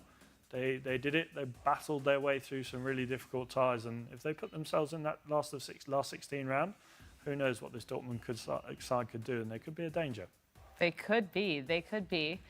Quick question for you guys just regarding Serhei Guirassy, because obviously he's leading the goals in the Champions League. Is there any thought about the fact that, let's say, Alex, that Dortmund go on this run and let's say they make the final. Let's have some fun. Let's say Dortmund go to the final. So Serhei Guirassy goes to the final.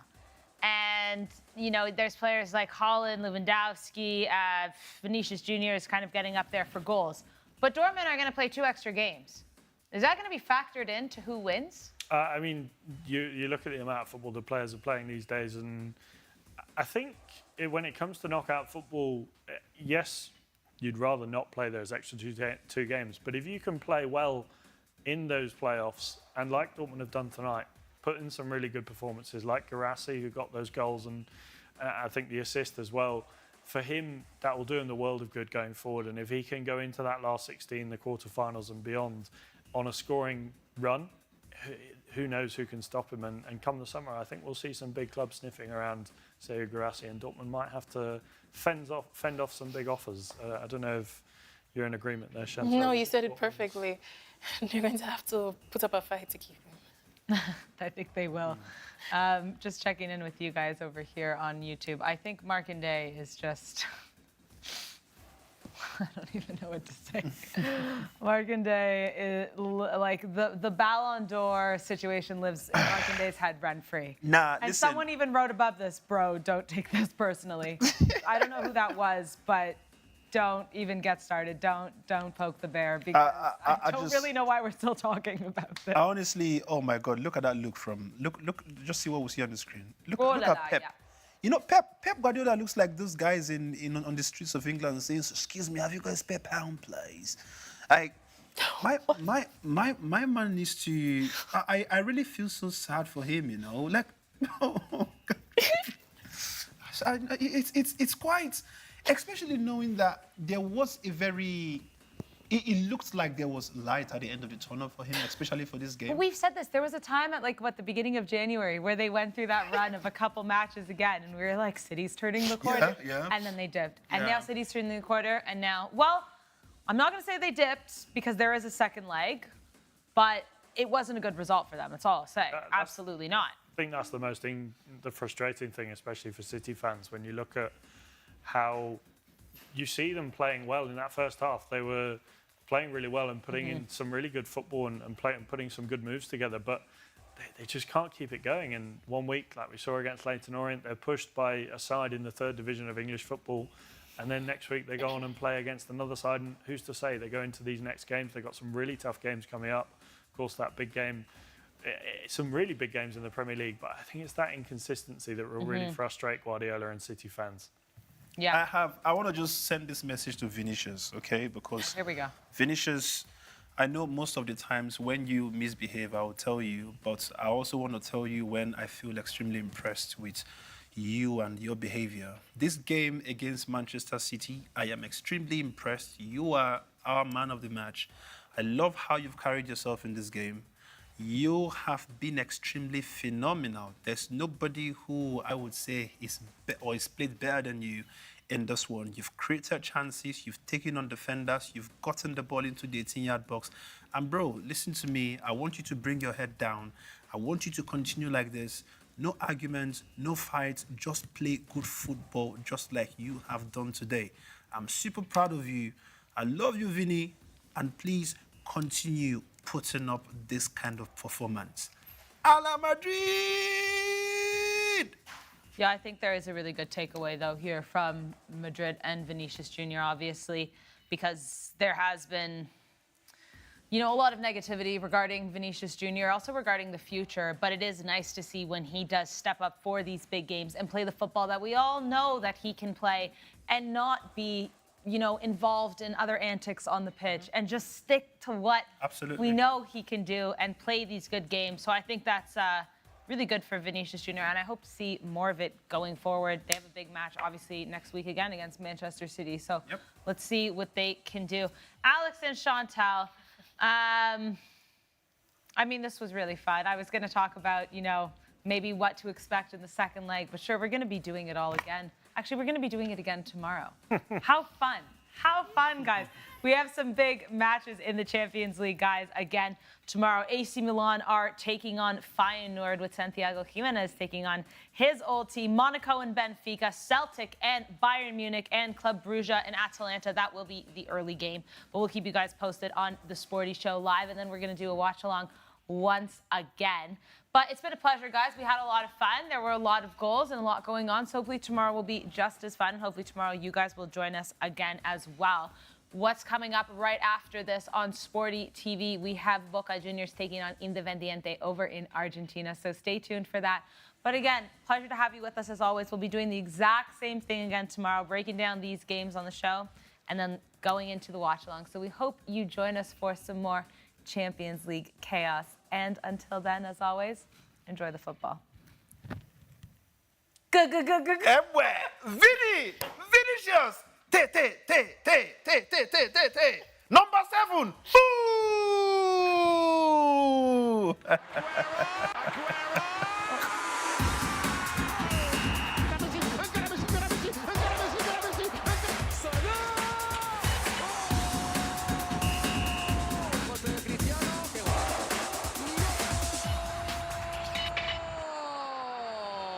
Gol.